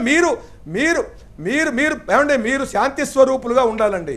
శాంత స్వరూపులుగా ఉండి నాలాంటి వాడు ఎవడైనా ఆవేశంగా మాట్లాడినా ఇది కాదు నాయనా ఇది అని చెప్పేటువంటి స్థానం మీది. కనుక మీరు సాయి భక్తులకు ఏం చెప్పాలి? మీరు ఆరాధించే విధానం ఇది కాదు, ఇలా చేయాలని చెప్పండి. వాళ్ళు వాళ్ళ విశ్వాసాలు దోషాలు సరి చేసుకుంటారు. మీరు అలా కాకుండా సాయిబాబానే ఆరాధించద్దు అనటం. ఇంకో విషయం మీరన్నట్టుగానే గత కొన్ని సంవత్సరాలుగా, ఒకటి కాదు, రెండు కాదు, 35 సంవత్సరాలుగా మా గురువు గారు చెబుతూనే వచ్చారు, ఈ రకంగా చేయకూడదు నాయనా, ఈ రకంగా చేయకూడదు నాయనా. వారే కాదు, మేము కూడా చాలామందికి చెబుతూ వచ్చాం. అయినా ఇక విపరీతమైనటువంటి పరిస్థితులు వచ్చినప్పుడు సత్యాన్ని సత్యం కింద చెప్పాల్సినటువంటి స్థితి విపరీతమైన పరిస్థితులు. మొన్న మీరు రమణానందం గారిని చూడలేదా? 70,000 మందిని ఆ రకంగా వంచన చేయడం అది అధర్మం కాదా? అది అనవసరంగా అంతమంది భక్తులు మోసపోయారే, అటువంటి విషయం పరిస్థితి కాదా? అది సాయి భక్తులకి సంబంధించినటువంటి సాయి గురించే ప్రస్తావన అవుతోంది ఇప్పుడు. సాయి భక్తులే మోసపోయారు అక్కడ. సాయిబాబా పేరుతో నేను సాయిబాబా అవతారానని చెప్పేసి, నేను సాయిబాబా ఏం చెబుతున్నాడో నేనే చెబుతున్నానని చెప్పేసి ఈ రకంగా అవ్వడం విషమ పరిస్థితులు కాదా? ఒకటి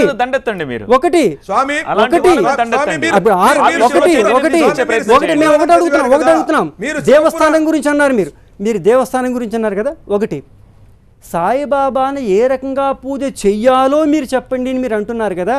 అసలు ఒకటి, హిందూ పూజా విధానం ప్రకారం, సనాతన ధర్మ పూజా విధానం ప్రకారం, ఆగమశాస్త్ర పూజా విధానం ప్రకారం ఒక ముసలమానుని మనం పూజించడం అనేటువంటిది అష్టోత్తర శతనామావలతో లక్ష్మీనారాయణాభ్యాన్నమాన్ని రాయడం అనేటువంటిది ఇది అధర్మం కాదా? ఈ రకంగా చెయ్యకూడదు అని ఎంతమందికి చెప్పలేదు? ఆయన ముసల్మాను కాదు అని భక్తుల విశ్వాసం అండి. విశ్వాసం. అలాగే ఒక్క నిమిషం జన్మమిత్రుల వారు, మేము మిమ్మల్ని గౌరవిస్తున్నాం. ఎందుకంటే మాకు చాలా కాలం బట్టి అందరిని కూడా అందరినీ చూస్తాం. రమణానంద దగ్గర నుంచి మీ దగ్గర నుంచి అందరినీ చూస్తూ ఉన్నాం. ఎవరు సమాజాన్ని ఒక త్రాటిపై నడిపించడానికి కృషి చేయాలనుకుంటున్నారు, ఎవరు కేవలం విరుద్ధంగానే ప్రకటనలు చేయాలనుకుంటున్నారు, భక్తుల యొక్క మనోభావనలు ఏమిటి, మొత్తం అంతా చూస్తూ ఉన్నాం మేము. ఇక్కడ కూడా ఒకటి, మీరు అడిగిన ప్రశ్నలో కూడా చాలా మంచి ప్రశ్న వేశారు. ఎందుకంటే ఈ విధానం చెప్పండి అని చెప్పేసి, ఈ విధానం చాలా 10-15 సంవత్సరాల బట్టి నుంచి చెబుతూ ఉన్నా సరే ఎవరూ విననటువంటి పరిస్థితి మితిమీరిపోయింది. ఇంకొకటి, మీరు దేవుడికి దేవస్థానం కట్టించేటప్పుడు ఒక విధానం ఉంటుంది, ఆగమశాస్త్ర విధానం. నేను ఎవరో ఒక స్టేట్మెంట్ ఇస్తున్నారు, దత్తాత్రేయ సాంప్రదాయానికి సంబంధించిన ఆగమశాస్త్ర విధానం. దత్తాత్రేయ సాంప్రదాయానికి సంబంధించిన ఆగమశాస్త్ర విధానం ఎక్కడుంది? కొత్తగా రాస్తూ ఉన్నారు ఇప్పుడు వీళ్ళందరూ. ఓ ముసలమానికి ఇంకొకటి భక్తుల అభిప్రాయం ఉన్నారు. ఒకటి జన్మమిత్రుల వారు, ఒకటి మీరేమన్నారు, షిరిడి సాయిబాబా ముసలమాను కాదు అనేటిది భక్తుల అభిప్రాయం అని మీరు అన్నారు కదా. అభిప్రాయాలు కాదని మాకు కావాల్సింది యథాతథం సత్యం ఏమిటి అంటే మేము చెప్పటం లేదు, మా పుస్తకాల్లో మేము రాయటం లేదు, మేము రాసినటువంటి దాన్ని మీరు చదవండి అంటలేదు. సాక్షాత్తుగా షిరిడీ సాయి సంస్థానం వాళ్ళు పబ్లిష్ చేసిన పుస్తకాల్లో షిరిడీ సాయి చెప్పినటువంటి విషయం, నేను ముసల్మాని అని చెప్పేసి యావత్ లోకమో తెలుసు. ఈ విషయాన్ని ఇంతవరకు నమ్ముకొని హిందూ అని నమ్ముకొని పాపం మోసపోయారు భక్తులందరూ. అటువంటి భక్తులందరినీ సనాతన ధర్మం పైన ఇప్పుడు తీసుకురావాల్సిన బాధ్యత ఇంకా మాపై చాలా ఉంది. ఇదే కాకుండా కేవలం సాయిబాబాని ఖండన చేయడం, ఒక్క నిమిషం సాయిబాబాని ఖండన చేయడమే కాకుండా మన ధార్మిక పద్ధతులు ఏమిటి, మన శాస్త్ర గ్రంథాలు ఏమిటి, మన క్షేత్రాలు ఏమిటి పరిచయం చేయవలసిన బాధ్యత కూడా మాపై ఉంది. దీని గురించే చాలా కార్యక్రమాలు కూడా ఆరంభమవుతాయి. ఇప్పుడు జనవితల్ గారు, మీరు స్వామి ఇప్పుడు మీరు భక్త కన్నప్ప బ్రాహ్మణుడు కాదు, కానీ భక్త కన్నప్పకి గుడి కట్టారు, మనం వెళ్ళి నమస్కారం చేస్తాం. శబరి బ్రాహ్మణ అలా అని చెప్పేసి అలా జన్మిత్రుల వారు ఒక నిమిషం అలా అని చెప్పేసి భక్త కన్నప్పని గాయత్రి మంత్రంలో పెట్టలేదు. మీకు ఒక మాట చెప్తాను, మంత్రాలను కలుషితం చేయలేదు ఇప్పుడు భక్త కన్నప్ప. మీరే కాదు, భక్త కన్నప్పని మేము గౌరవిస్తాం. వేద మంత్రాలను కలుషితం చేస్తున్నారు. సాయి పైన గాయత్రి మంత్రం చేయవలసినటువంటిది అధికారం వాళ్ళకి ఎవరిచ్చారు? స్వామి ఇప్పుడు ఈశ్వరుడు శివపురాణం చదివారు మీరు స్వామి. పిశాచేశ్వరుడు భూతేశ్వరుడు ఉన్నారా లేదా? భూతాలకి ఆయన అధిపతి అండి. ఈయన ఏ గణాలకి అధిపతి? ఈయన అవునండి పిశాచేశ్వరు. మరి మీరు ఈశ్వరుడికి వినండి, ఈశ్వరుడు అందరూ గణాలకు అధిపతి, ఈయన దేనికి అధిపతి? ఈశ్వరుడు అంటే దానికి అధిపతి, మొత్తం ఉన్నటువంటి గణాలకంతా అధిపతి. ఈయన దేనికి అధిపతి? అసలు స్వామి ఉపనిషత్తుల్లో ప్రతిపాదితమైనటువంటిది అద్వైత సిద్ధాంతము. ఉపనిషత్ ప్రతిపాదితమైనటువంటి 108 ఉపనిషత్తుల్లో 10 ఉపనిషత్తులు ముఖ్యంగా శంకర భగవత్పాదుల వారు భాష్యాన్ని రాసినటువంటి అద్వైత సిద్ధాంతామృతం. అది స్వామి ఉపనిషత్తుల్లో పీఠాలు పెట్టమని ఉన్నదా? స్వామి పీఠాలు పెట్టమని ఉన్నదా? ఆదిశంకరాచార్యులు వారు ఎందుకు చేశారు ఆ పని? ఇక్కడ ఆచార సాంప్రదాయ విధానాలు ఉంటాయి. ఆచార సాంప్రదాయ విధానాలని రక్షించడానికి ఇటువంటి వాళ్ళు వచ్చి శృతులని వాళ్ళగా వినియోగించి వాటిని మలినం చేస్తారని చెప్పేసి ఇటువంటివి కాకుండా ఉండడానికే వేదాలని వైదిక ధర్మ మార్గాన్ని రక్షించడానికి శంకర భగవత్పాదుల వారు పీఠాలు పెట్టారు. ఇప్పుడు మా గురువు రక్షించకపోతే ఇంకెవరు రక్షిస్తారు? మరి రైట్, ఒకసారి విషయం పక్కదారి పడుతుంది. ఒకసారి గోవిందానంద సరస్వతి, కోట్లాది మంది భక్తులు వాళ్ళ కోరిన కోరికలు లేకపోతే వాళ్ళ బాధలు, ఈతి బాధలు అవన్నీ తీరుతున్నాయని సాయిని ఆరాధిస్తున్నారు, కొలుస్తున్నారు. దీన్ని అలానే ఎందుకు చూడరు మీరు? ఒకటి, ఇప్పుడు మన భారతదేశంలో ఉన్నటువంటి మొత్తం జనాభా సంఖ్య ఎంత అండి? ఓకే, 125 కోట్లు, 130 కోట్లు. అందులో 130 కోట్లలో ఎంతమంది అనుకుంటున్నాం మనం? కోటాను కోట్లు ఉపయోగించేస్తాం పదం, కోటాను కోట్ల మంది చేస్తున్నారని చెప్పేసేసి. అటువంటి అభూత కల్పనలు అటువంటిప్పుడు ఎందుకు భయపడుతున్నారు? మేము అదే అన్నాం.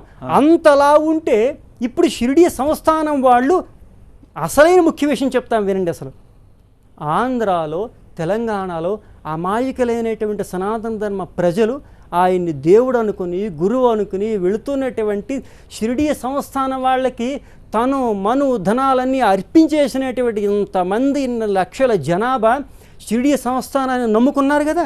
ఇప్పుడు ఒక్కళ్ళు మాట్లాడుతున్నారా వీళ్ళ పరంగాను? వీళ్ళకే బోర్డు తిప్పేశారు వాళ్ళు. చూడండి ఇప్పుడు ఏమైపోయిందో చూడండి. వీళ్ళు త్రిశంక స్వర్గంలో ఉండిపోయారు. ఎందుకంటే షిరిడీ సంస్థానం వాళ్ళు జనాలను ఎంత మోసం చేస్తున్నారో. మా ఒకటే విషయం కాదు, మా ధర్మానికి సంబంధించిన మా ప్రజలు, మా భక్తులు, మా ధర్మ అనుయాయులు వీళ్ళందరూ మోసం. ఎందుకంటే అలాగే ఈ 2 తెలుగు రాష్ట్రాల నుంచి 2 తెలుగు రాష్ట్రాలే కాదు, మేము ఉత్తరాఖండ్ నుంచి సంచారం చేస్తూ ఉంటాం. కేరళలో కాన్సన్ట్రేట్ చేశారనేది ఇప్పుడు ఇక్కడే. మా గురువు గారు అఖాడా పరిషత్తులైనప్పుడు 3 కోట్ల మంది వస్తారు జనం. 3 కోట్ల మంది దగ్గర ఎన్నిసార్లు చెప్పారు షిరిడి సాయిబాబా గురించి, ఎన్నిసార్లు చెప్పారు. మొన్న కుంభమేళా అవుతున్నప్పుడు ఒకసారి రామదాస్ ఓపెన్ గా గారి చెప్పారు. ఒకసారి విజయవాడ వెళ్దాం, ఒకసారి విజయవాడ రామదాస్ గారి వెళ్దాం. రామదాస్ గారు విన్నారా, 2 తెలుగు రాష్ట్రాల్లోని సాయి భక్తులు ఎవరైతే ఉన్నారో వాళ్ళు షిరిడి సంస్థానానికి ఇచ్చిన ఆయన మాటల ప్రకారం ఇచ్చిన డబ్బుల కారణంగానే ఇదంతా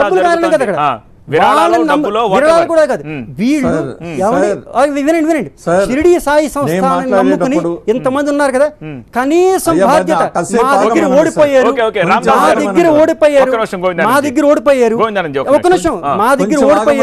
షిరిడి సాయి సంస్థానం వాళ్ళు కేవలం బిజినెస్ చేస్తున్నారే తప్ప ఏం చేయట్లేదు. ఆయన చాలా సేపటి నుంచి మౌనంగా విన్నారు. ఎస్ చెప్పండి. కొంచెం ఆగండి, కొంచెం. ఉభయ తెలుగు రాష్ట్రాల్లో ఉన్నటువంటి సాయి భక్తులు షిరిడి సంస్థానం అంటే షిరిడి సాయిబాబా మీద నమ్మకం ఉంది, షిరిడి సాయిబాబాని అనుసరించారు, షిరిడి సాయిబాబా బోధల్ని ఆచరణలో పెట్టి బాబాను నమ్ముకుని వెళ్ళారే తప్ప సంస్థానం అని కేవలం సంస్థానాన్ని కాదు. మీరు మోసపోయారని చెప్పి అంటున్నారు ఈయన. ద్రోణాచార్యుడు ద్రోణాచార్యుడు ఏకలవ్యుడు విలువిద్య నేర్పనంటే ఏకలవ్యుడు ద్రోణాచార్యుడు యొక్క మట్టి బొమ్మను పెట్టుకుని విలువిద్యను సంపాదించాడు. అది చూసి ద్రోణాచార్యుడే చాలా ఆనందపడిపోయి ఆ విలువిద్యలో పార్థుడి కంటే మేట్ అవుతాడని చెప్పేసి దక్షిణ కూడా బొటనవేలు తీసుకున్నాడు. ఒక మట్టి బొమ్మను పెట్టుకుని ఏకలవ్యుడు ద్రోణాచార్యుడి యొక్క మట్టి బొమ్మను పెట్టుకుని అత్యున్నతమైనటువంటి విలువిద్యను సంపాదించగలిగింది లేనిది చైతన్య స్వరూపమైనటువంటి చిన్మయ రూపమైనటువంటి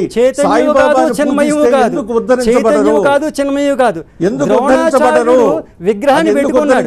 ద్రోణాచార్యుడు విగ్రహాన్ని పెట్టాడే కానీ ద్రోణాచార్యుడు విగ్రహాన్ని భగవంతుడు ఎక్కడా చేయలేదు. ద్రోణాచార్యుడు లింగాన్ని పెట్టలేదు. ద్రోణాచార్యుడు కాలు కింద వినాయకుడిని పెట్టలేదు. అది ఆలోచించుకోండి. ఉదాహరణ కూడా ఏ రకంగా చెప్పాలో అర్థం కావట్లేదు. ఇంకేం చెప్పాలి వీళ్ళకి? మేము మాట్లాడిన దానికి జవాబు చెప్పండి. ద్రోణాచార్యుడు మట్టి బొమ్మ పెట్టుకుని విలువిద్య సంపాదించాడా లేదా? ద్రోణాచార్యుడు మూర్తి పెట్టుకున్నాడు కానీ ద్రోణాచార్యుడు భగవంతుడని చెప్పలేదు. ఉదాహరణ ఏ రకంగా చెప్పాలో కూడా అర్థం కావట్లేదు వీళ్ళకి. చెప్పండి. ఉదాహరణ ఏ రకంగా చెప్పాలో అర్థం కావట్లేదు. ఏకలవ్యుడు విలువిద్య సంపాదించాడా లేదా అనే ప్రశ్నకు మీరు జవాబు చెప్పండి. సాయిని పూజిస్తే ఆగండి చెప్తాం. ఈ ప్రశ్నకు మీరు ఆగండి చెప్తాం. స్పష్టంగా వినండి. ఏకలవ్యుడు ద్రోణాచార్యుడు విగ్రహాన్ని పెట్టుకున్నాడు. అంతేగాని ద్రోణాచార్యుడి విగ్రహం కాళ్ళ కింద ఈశ్వరుడు లింగము, కృష్ణ పరమాత్మ విగ్రహము, వినాయక అష్టోత్తర శతనామము, లక్ష్మీనారాయణాభ్యానమ ఇటువంటి అవైదిక కార్యక్రమాలు ఏం చేయలేదు. కాస్త విగ్రహం మీ జేబులో పెట్టుకోండి, ఎవడొద్దన్నాడు. దేవస్థానాలకు ఆయన ప్రశ్న విగ్రహం గురించి వస్తుంది. ఆయన ప్రశ్న విగ్రహం గురించే, కానీ విగ్రహం పెట్టి నేర్చుకున్నారు ఆయన స్వయంగా లేకపోయినా. అలాంటప్పుడు ఆ అనుభూతి మేము ఎందుకు? ద్రోణాచార్యుడు మన హిందూ, ఏకలవ్యుడు హిందూ, ముసల్మాన్ తీసుకొచ్చి పెడతారంటారు. హిందూ ముస్లిం ప్రశ్న కాదు ఇక్కడ. అదే ప్రశ్న హిందూ భావం కాదు ముఖ్యం మాకు. హిందూ ముసల్మాన్ ప్రశ్న ఇక్కడ. ఒక ముసల్మాన్ని తీసుకొచ్చి హిందువుగా పూజ చేసేటటువంటి మీరందరూ కళంకం, సనాతన ధర్మానికి కళంకం. ఒక ముసల్మాన్ని ఒక హిందువుగా చేసే మీరందరూ సనాతన ధర్మానికి కళంకం. హిందూ భావమా క్రిస్టియన్ భావం కాదు కావలసినటువంటిది ముఖ్యం. సత్యం కావాలి, భావం కాదు. భావం కాదు. మాటకు ఒకసారి ముందు ముసల్మాను, మాటకు ఒకసారి తర్వాత ముసల్మాను. ముసల్మాన్ కాబట్టి ముసల్మాన్ చెప్తాం. హిందూ అయితే మేమే చెప్పేవాళ్ళం. మతమే కానీ మానవత్వం, మంచితనం, మానవత్వం ఉంటే అయిపోతుందా? మానవత్వం అంటే ఏమిటి? మనిషి జన్మించి మరణించేంత వరకు వాడు చేసే 2 కార్యక్రమాల్లో వాడి మనస్సు యొక్క సౌలభ్యం, దాంతో అయిపోతుందా మొత్తం అంతాను? ఇంకా సృష్టి స్థితి ఏమిటి, ఇంకా ఇంత కర్మలు ఏమిటి, ఇంకా జ్యోతిష్ఠ హోమాలు ఏమిటి, ప్రకృతి ఏమిటి, ప్రాణులు ఏమిటి, ఇవేమీ అక్కర్లేదా? ఇంకా సరిపోతుందా? మనం తల్లిదండ్రులు కొలుస్తాము, గురువులు కొలుస్తాము, అదే తరహాలో సాయిని కూడా వాళ్ళు ఆరాధిస్తున్నారు. ఋషిమునులు మనకి చెప్పిన సిద్ధాంతం ప్రజలైనటువంటి మీ చేతుల్లో మీ యొక్క జీవనాలే కాదు, సమస్త సృష్టి కూడా ఆధారపడి ఉంది. అందుకే ఒక బ్రాహ్మడైనటువంటి వాడు పూజ చేసేటప్పుడు చివరిలో అంటాడండి, కాలే వర్షిత పర్జన్య పృథివీ సస్యశాలిని. ప్రకృతికి సంబంధించిన నియమ నిబంధనలు మన ఆచార విచారాలంటే ఏ ఒక్క పూజ చేసినా సరే ప్రకృతిపైన ప్రభావం చూపెడుతుంది. యజ్ఞ యాగాదులు చేస్తే వర్షాలు కురుస్తాయి. మన పూజ విధానం ఆచార్య పరంపరలు ఏదైతే ఉన్నాయో అది సంపూర్ణ వైజ్ఞానికంతో ప్రకృతికి ముడిపడి ఉన్నటువంటిది. ఒక మంత్రం తప్పు చెబితే దాని ప్రభావం చాలా కఠినంగా ఉంటుంది. Okay okay. కాబట్టి సాయి ఆలయాల్లో బ్రాహ్మణులు ఎవరు పౌరోహిత్యం చెయ్యకూడదనే వ్యాఖ్యలు కూడా ఇప్పుడు సాయి భక్తుల తీవ్ర ఆగ్రహాన్ని తీసుకొస్తున్నాయి. గోవిందానంద గారు, ఏ దేవుణ్ణి కొలవాలి, ఏ ఆరాధన పద్ధతులు పాటించాలి మీరే నిర్ణయిస్తారు. పూజారులుగా ఉండే వాళ్ళని మీరే నిర్ణయిస్తారు. పూజ చేయకూడదనేది మీరే చెప్తారు. అంటే ఇతర కులాలను అర్చకత్వంలో తీసుకురాకూడదు. ఇతర మతస్థుల్ని ఒక మంచి గురువుగా ఉంటే వాళ్ళని ఆరాధించకూడదు. ముందర నిర్ణయించేటప్పుడు ఒక పరిషత్ అనేటువంటిది నిర్ణయం గురించి చెప్పారు కదా, అసలు ఎవరిని పూజించాలి ఎవరిని పూజించకూడదు. అందుకే మా గురుగారు ఏం చేశారంటే వాళ్ళ అజ్ఞానంతో ఏదో పూజించుకుని కొంత పుణ్యాన్ని పోగొట్టుకున్నారు. కనీసం ఇప్పుడన్నా వాళ్ళని సన్మార్గంలో తెద్దామని చెప్పేసి సుదర్శన చక్ర ఉపాసనని మా గురువారు మళ్ళా ఉద్ధరించి అందరికీ ప్రచారం చేస్తున్నారు. సుదర్శనాన్ని నమ్ముకోండి. సుదర్శనం అనేటువంటిది మోగజీవులను కూడా కాపాడింది. గజేంద్ర మోక్షం సుదర్శన చక్రమే కదా ముఖ్యం. అక్కడ ఇవన్నీ కూడా విశ్వాసాలే. విశ్వాసాలు కాదు, సత్యాలు. విశ్వాసాలు ఎలా అంటారు మీరు? భాగవతం సత్యం, భాగవతం జరిగింది, మహాభారతం జరిగింది, రామాయణం జరిగింది. కేవలం విశ్వాసం కాదు, సత్యం. మీరు చూడకపోవడం అని చెప్పేసి లేదంటే కుదురుతుందా? నేను అమెరికా చూడలేదు, అమెరికా లేదంటే ఒప్పుకుంటారా మీరు? డెఫినెట్ గా. కానీ చూసే అవకాశం ఉంది అమెరికా. తప్పు. కానీ అమెరికాను చూసే అవకాశం ఉంది. మీరు అమెరికాను చూసే అవకాశం ఉంది. తప్పు. ఈ చూసి విధానం ఏమిటి? చూసి విధానమే దేవుడు ఉన్నాడా లేదా అనేటువంటి చూసి విధానం ఏమిటి? శాస్త్రం. శాస్త్రంతో ఎవరు దేవుడు, పూజ అనేటువంటిది ఏ రకంగా ఉంటుంది? మనుషుడు పుట్టిన తర్వాత షోడశ సంస్కారాలు చేసి వాడిని ఆది భౌతిక నుంచి ఆధ్యాత్మిక స్థితి వరకు ఎటువంటి విచ్చిత్తి కలగకుండా ఒక సోపానాన్ని ఏర్పరిచేయం మేము. ఎందుకంటే ఏ ఒక్క భక్తుడికి కష్టం కలిగినా సరే మా గురువు గారికి నొప్పి పెడుతుంది. ఎందుకు నొప్పి పెడుతుంటే రక్షించవలసిన కర్తవ్యం. అందుకే 94 సంవత్సరాల వయసులో యావత్ భారతదేశంలో నిరంతరంగా సంచారం చేస్తారు. స్వామి రామదాస్ గారు చెప్పండి. అందుగురించి శాస్త్ర విధానం, తస్మాత్ శాస్త్రం ప్రమాణం. మేము ఎవరిని నిరాకరణ చేయటం లేదు. ఒకటి అధర్వ మార్గం వద్దు మనకి. మన దగ్గర ఏ దేవుళ్ళు అందుగురించే ఇంకొక విషయం చెప్తాం. ఏమంటే ఇన్ని కోట్ల మంది, ఇన్ని వేల మంది వెంకటేశ్వర స్వామి వారి దగ్గరికి వెళ్తున్నారు, అనుగ్రహించటం లేదా?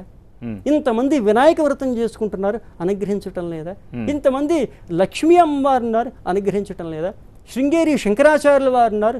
ఏ ధార్మిక విధి విధానాలైనా ఒకటి చెప్తాం మేము. వీళ్ళందరూ ఇంత మాట్లాడతారు కదా, ఇంత మాట్లాడతారు కదా. ఎవరన్నా శృంగేరి శంకరాచార్యుల వారి దగ్గరికి వెళ్ళి ఈ ప్రశ్న అడిగేటువంటి ధైర్యం వీళ్ళకందరికీ ఉందా? ఎవరికి లేదు ధైర్యం. ఎందుకంటే శాస్త్రపరం కాదు, కేవలం ఏదో 2-3 అడ్వర్టైజ్మెంట్స్ ఇంకా ఇక్కడ ప్రచారం చేసుకోవడానికి. కానీ నిజంగా ధైర్యం శంకరాచార్యుల వారి దగ్గర ఉండి అసలు ప్రశ్నే తప్పు కదా, చెప్పండి. ప్రశ్నే తప్పు కదా విధానంలో. అసలు షిరిడి సాయిబాబా అయితే అందుగురించి మేము ఏమనుకుంటున్నాం అంటే ఇప్పుడు షిరిడి సాయిబాబా పనింటూ అయిపోయింది, అది దేవుడు కాదని తేలిపోయింది. ఇప్పుడు జనాలకి ఏం చెప్పాలి? ఇప్పటికేం చెప్పాలి? ముసల్మానని రుజువుపరుస్తారా మీరు? అందుకే ఇంత అజ్ఞానంలో ఉంటే ఏం చెప్పాలి? ఇంత అజ్ఞానంలో ఉన్నారు. క్లియర్ కట్ గా షిరిడి సంస్థను ప్రచురించిన పుస్తకంలోనే ఆయన చదవలేదండి, అజ్ఞానంలో ఉన్నారు ఆయన. ఏమండి ఇలాంటి వాళ్ళతో మాట్లాడేది మొట్టమొదట, ఇలాంటి వాళ్ళతో మొట్టమొదటి అజ్ఞానంలో ఉన్నారు. వీళ్ళతో అనవసరంగా జనాలను కూడా తప్పుదారి పట్టిస్తున్నారు. అసలు జనాలను కూడా తప్పుదారి పట్టిస్తున్నారు. ఆయన స్పష్టంగా దొరికిపోయారు. ఇప్పుడే దొరికిపోయారు.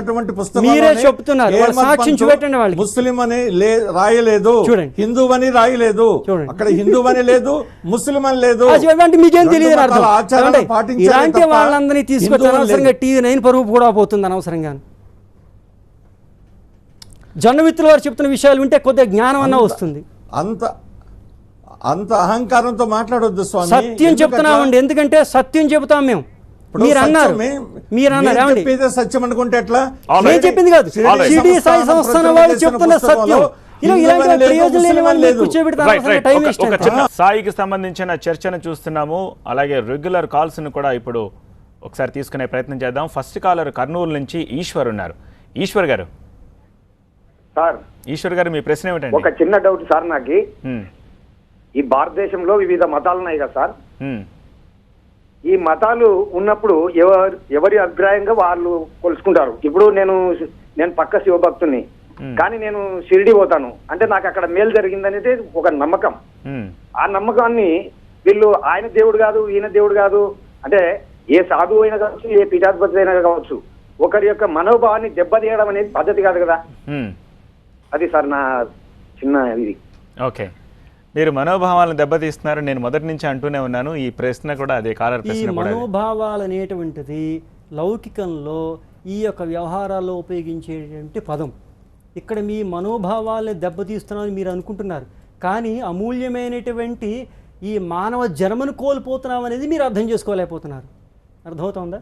ఉదాహరణకి చిన్నపిల్లవాడు ఉంటాడు, వాడిని ఏదో తల్లి అంటుంది తినొద్దు అంటుంది, నేను తింటాను అంటాడు, నా మనోభావం దెబ్బతీస్తున్నాయి అంటాడు. తల్లికి తెలుసు ఏం పెట్టాలో ఏం పెట్టకూడదు. అలాగే సమాజంలో ఈ భక్తులు అనుకుంటున్నారు మాకు మనసుంది.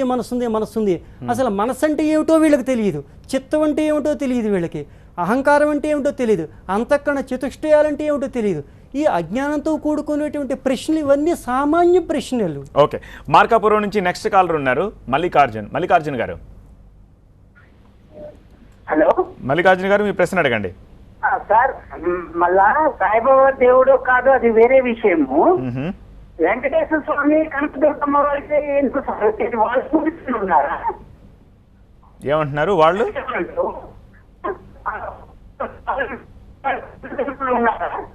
మల్లికార్జున గారు, మీ ఫోన్ బ్రేక్ అవుతోందండి. హలో, మీ ప్రశ్న స్పష్టంగా అడగండి ఒకసారి. సార్, వెంకటేశ్వర స్వామిని కనకదుర్గమ్మ వారిని తీసుకొని వస్తున్నారు.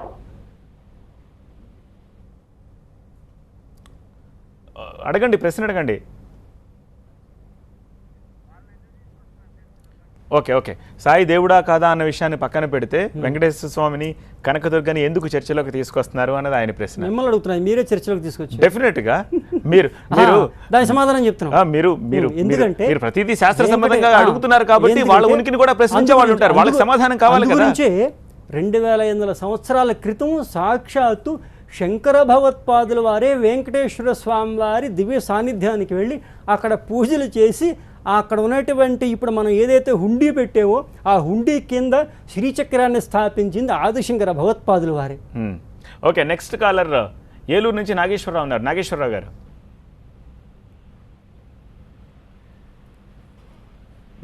నా మాట వినిపిస్తోందా? హలో వినబడుతుందండి. అడగండి, ప్రశ్న అడగండి. హలో, స్వామి గారికి నమస్కారం అండి. టీవీ 9 గారికి నమస్కారం, చెప్పండి. హలో, ఇప్పుడు మన హిందూ మతం మీద సనాతన నుంచి అన్ని విధాల దాడులు చేసుకుంటూ అనేక దేవుళ్ళు పుట్టుకొస్తూ ఈ శివలింగాన్ని మీద ఉన్న హిందువుల మీద దాడి చేస్తూ ఉంటే అప్పటి నుంచి ఊరుకుంటున్నారు. అది ఇంతవరకు వచ్చింది. ఇది ముందు నుంచే ఖండించుకొస్తే ఎంతో బాగుండేది. ఈ శైవం హిందూ మతం అనేది బతికేది. టీవీ 9 వారు ఇందాక అడుగుతున్నారు మాంసం పెడితే వాళ్ళు ఎందుకు తిన్నారని. మొఘలు సామ్రాజ్యం నుంచి దండయాత్ర చేసి హిందువులందరూ కన్వర్ట్ చేసినప్పుడు అప్పుడు హిందువులు ఇష్టం ఉండి మారలేదు, అప్పుడు వాళ్ళంతా బలవంతంగా మార్చారు. అలాగే ఇక్కడ బలవంతంగా పెట్టారు మాంసం అనేది అనుకోవచ్చు. కానీ ఈ హిందూ మతం మీద అనేక మతాలు అనేక దాడులు చేసి ఎవరు ఇష్టం వచ్చినట్టు వాళ్ళు పూజించుకుంటున్నారు. చక్కగా ముస్లిం ఉన్నారు, ముస్లిం చేరలేదు. అలాగే యేసుప్రభు ఉన్నారు, యేసుప్రభు వాళ్ళు పూజించుకుంటారు. కానీ ఎక్కడైతే ఈయన కాలు కింద మా దేవుడు శివలింగాల్ని పెట్టి అనేక నేను అనుకున్నా ఫస్ట్ లో వీళ్ళు ఏదో వ్యాపారం చేసుకుంటున్నారు, అటు ఎండోమెంట్ కి రారు, ఇటేమో వక్ఫోర్ట్కి రారు, వ్యాపారం చేసుకోని అది గుళ్ళు కట్టుకుని సపరేట్ గా పూజ చేసుకుంటే గొడవే లేదు అసలు. కానీ నా ఉద్దేశంలో అయితే మటుకు హిందూ మతాన్ని హిందువుల్లో ఉన్నటువంటి వాళ్ళని ఎరగా లాక్కోవడమే ఇది ఒక మతంగా తయారవుతుంది. మీ భావం అర్థమైంది. ఈ ప్రశ్న నిజానికి మీకు కాదు, రామదాస్ గాని జొన్నవిత్తులు గాని దీనికి సమాధానం చెప్పాలి. సమాధానం అందరికీ మేము ఇంకో విషయం చెప్తాం. అసలు ఎంత విషయం అద్భుతం విషయం చెప్తామంటే వినండి. చీఫ్ జస్టిస్ ఈ మహారాష్ట్రకి సంబంధించినటువంటి హైకోర్టు చీఫ్ జస్టిస్ ఎవరైతే ఉంటారో ఈ షిరిడీ సాయి సంస్థానంకి ఒక లీగల్ అడ్వైజర్ కావాలని చెప్పేసి ఒక మంచి లాయర్ని వెతికారు. పెద్ద సంస్థానం కదా, కోట్ల రూపాయలు వస్తూ ఉంటాయి వెళుతూ ఉంటాయి.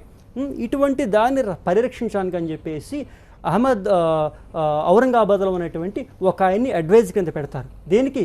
షిరిడీ సాయి సంస్థానానికి. ఆ షిరిడీ సాయి సంస్థానానికి అడ్వైజర్ కింద పెట్టినప్పుడు తాల్వర్కర్ ఆయన పేరు. పెట్టినప్పుడు ఆయన కొన్ని నెలలు మాత్రమే ఆ జాబ్లో ఉంటారు. ఆ నెలలో జాబ్లో ఉంటారు కదా, ఉన్నారు ఇప్పటికి కూడా అక్కడ ఉన్నారు. మహారాష్ట్రకి సంబంధించినటువంటి లాయర్స్ బార్ అసోసియేషన్ ప్రెసిడెంట్ కింద కూడా ఉన్నారు ఆయన, లీడింగ్ లాయర్.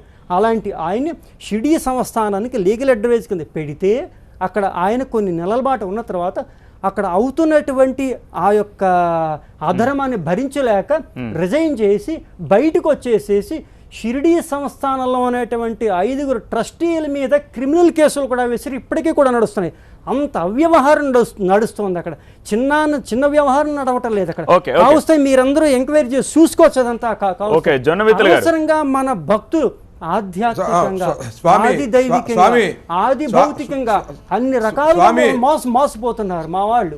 జొన్నవిత్తులు గారు, స్వామి చెప్పండి. స్వామి మీరు మాట్లాడుతున్నప్పుడు స్వామి రామదాస్ గారు చెప్పింది ఏదన్నా ఉంటే మీరు స్వామి మీరు రామదాస్ గారు మాట్లాడుతున్నప్పుడు లేకపోతే భక్తులందరూ కూడా భక్తి విశ్వాసాలతో సాయిబాబాని ఆరాధిస్తున్నారని చెప్పినా కూడా వాళ్ళందరూ అజ్ఞానంలో ఉన్నారు అంటున్నారు. అలా అనకూడదు స్వామి మీరు. ఎందుకంటే భక్తి విశ్వాసాలతో ఆరాధిస్తుంటే అది అది అది అజ్ఞానంగా మీరు పరిగణిస్తే కోట్ల మందిని మీరు అజ్ఞానులు అన్నట్లయితే వాళ్ళకి మళ్ళీ ఆగ్రహం కలుగుతుంది. పైగా మీరు కూడా చెప్తున్నారండి భక్తి విశ్వాసాలు కలిగించడమే కష్టం. వాళ్ళకి ఒక భూభావం దైవభావం ఏర్పడి వాళ్ళు భక్తి విశ్వాసాలతో వాళ్ళు చెప్పేది మాట్లాడివ్వండి. నేను ఒక వాక్యం స్వామి నేను ఒక వాక్యం మాట్లాడగానే మీరు వచ్చేస్తున్నారు స్వామి. మీరు శాంతంతో సహనంతో ఉండాలి స్వామి. మీరు స్థాయి ఏమిటంటే మీరు శాంతంగా సహనంతో మేము చెప్పేది వినాలి.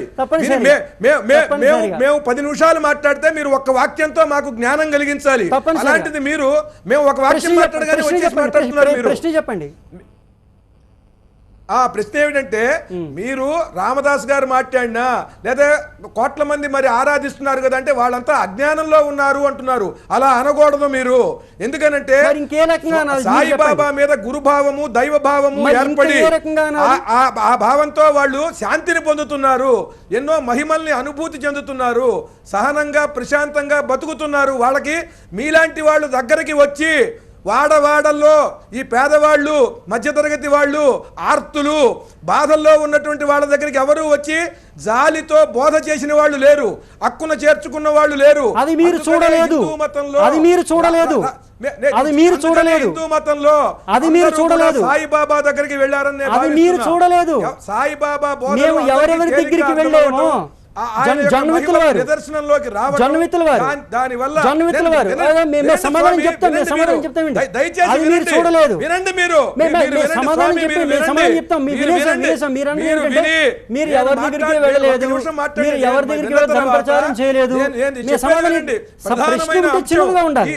ఈ చర్చకి మూలమైన అంశం ఆదిశంకరాచార్యులు ప్రతిష్ఠించిన శ్రీచక్రం చూడండి, మా గురువు గారు ప్రతిష్ఠించిన సుదర్శన చక్రం మీరు దర్శించుకోండి. అది కాదండి.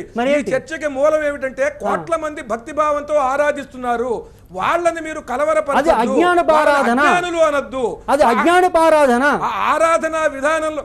ఆరాధనా విధానంలో ఏమన్నా దోషాలుంటే మీరు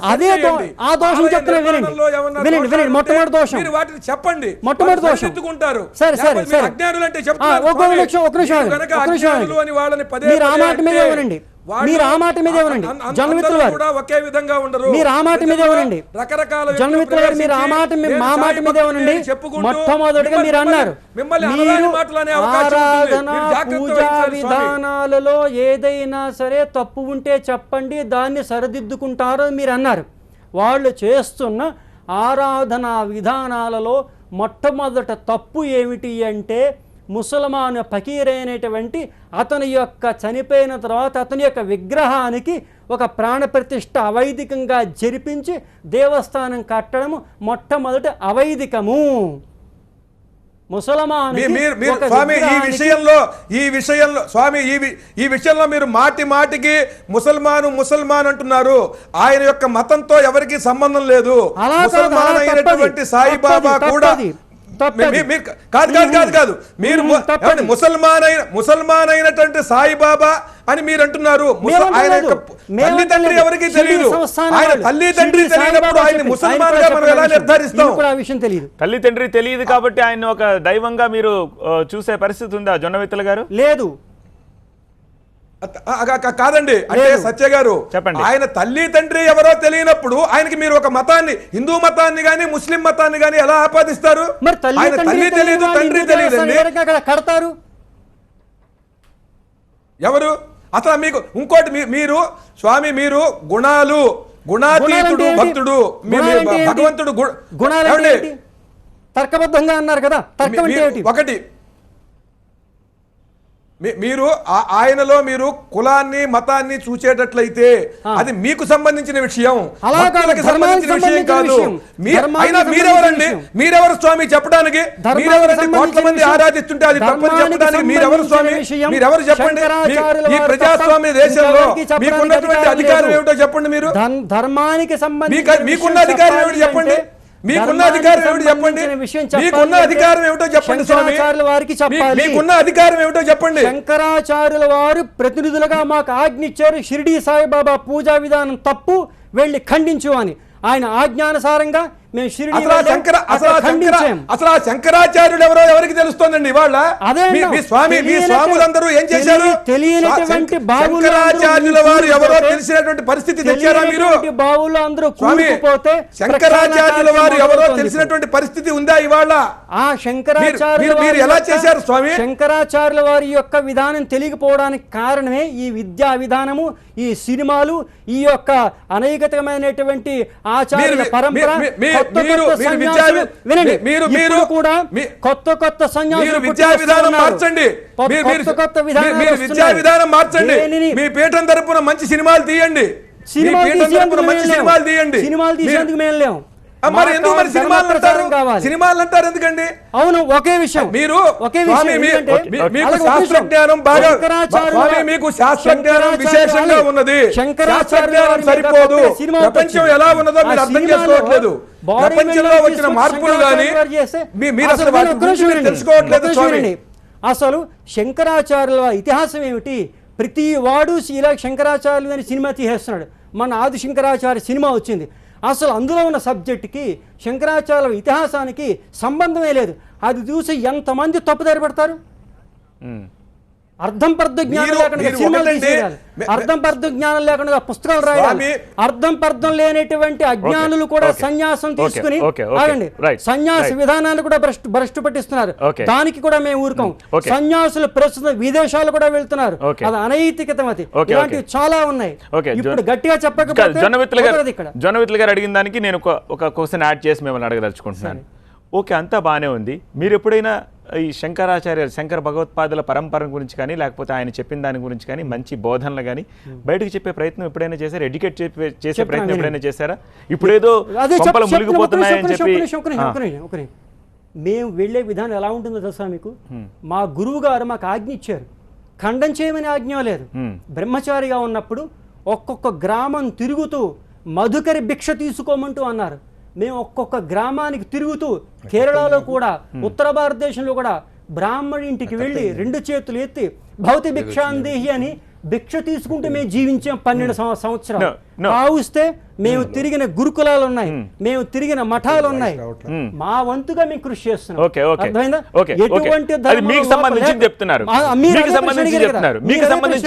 మీ ధర్మం పేరు చెప్పి ఎప్పుడైనా ప్రజల్ని ఎడ్యుకేట్ చేసే ప్రయత్నం చేశారా? ప్రజల్ని ఉద్ధరించే ప్రయత్నం చేశారా? మీ ధర్మం పేరు తప్పకుండా చేసాం. మేము చేసాం కాబట్టే ఈ రోజు ఒక వ్యక్తి తన షిరిడి సాయిబాబా దేవస్థానంలో విగ్రహం తీసి హనుమంతుడిని పెట్టే స్థాయికి వచ్చాడు. సరే కావచ్చు. ఒకవేళ అదే నిజం అనుకుంటే ఆయన అన్నట్టుగా 100% మందికి శంకర భగవత్పాదుల పరంపర తెలిసి 5% మందికే షిరిడి సాయిబాబా తెలిసి ఉండాలి. అందుకు విరుద్ధంగా ఎందుకు జరుగుతుంది కూడా చెప్తున్నాం. చెప్పండి. ఇంతే కాకుండా సామాన్య భక్తులకు కూడా దేవుడి యొక్క దేవస్థానం దగ్గరికి తీసుకువెళ్ళి అక్కడ ఆరాధన చేసుకునే వ్యవస్థను కూడా చేస్తున్నాం.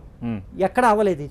అందుగురించి మనం ఒకసారి లక్షదీపోత్సవం కూడా మనం మొదలుపెట్టాం.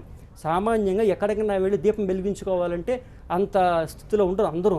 అందుగురించే మన ఆంధ్ర తెలంగాణ గవర్నమెంట్ వాళ్ళ సహకారంతో కూడా ఒంటిమెట్టలో ఇతిహాసంలో మొట్టమొదటిగా లక్షదీపోత్సవం మేము ఉన్నాం. కోదండరాములు వారి దేవస్థానానికి రండి, గర్భగుడి ప్రాంగణంగా మీ గురించి దీపాలు పెడతాం, వెలిగించుకోండి. ప్రతి వాళ్ళని దేవుడి దగ్గరికి చేర్చడానికి, దేవస్థానాల యొక్క ప్రాముఖ్యతని పెంచడానికి, మనకి సంస్కృతిని పెంచడానికి కృషి జరుగుతూనే ఉంది. ఓకే, ఈ ప్రోగ్రామ్ని యూట్యూబ్ ద్వారా తిలకిస్తున్న ఒక ప్రేక్షకుడు ఒక ప్రశ్న మిమ్మల్ని అడగదలుచుకున్నాడు.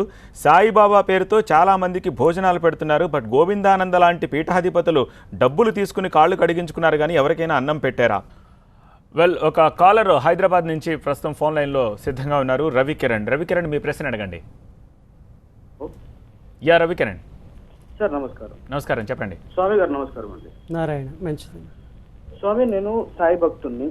సాయిబాబా గారు సాయి చరిత్రలో ఒక మాట చెప్పారు. గురువుల గారి గురించి కానీ, పెద్దవాళ్ళ గురించి కానీ, దైవము గురించి నడిపించే వాళ్ళ గురించి ఎక్కడైనా వితండవాదాలు కానీ అలాంటివి జరిగితే మీరు దూరంగా వెళ్ళిపోండి, వితండవాదం చేయడానికి సార్ ఇది చేయకండి అని చెప్పారు. ఆ సంస్కారంతో మాట్లాడుతున్నాను గురువు గారు. మంచిదమ్మా, చెప్పండి. సాయిబాబా గారు దేవుడు కాదు అని మీరు చెప్తున్నారు, ఓకే అనుకుందాము. వెంకటేశ్వర స్వామి, శివుడు వీళ్ళందరూ దేవుడు అంటున్నారు, ఓకే అనుకుందాము. కొందరు అంటారు అసలు దేవుడే లేడంటారు, అది ఓకే అనుకుందాము. కానీ మేము మా భావాలని మీరు వద్దు అనుకుంటే అనే కంటే మీ మతం, మన మతం, హిందూ మతాన్ని పెంపొందించడానికి మీరు ఫైట్ చేయొచ్చు కదండి. ఆదిశంకరాచార్యుల గురించి చెప్పారు.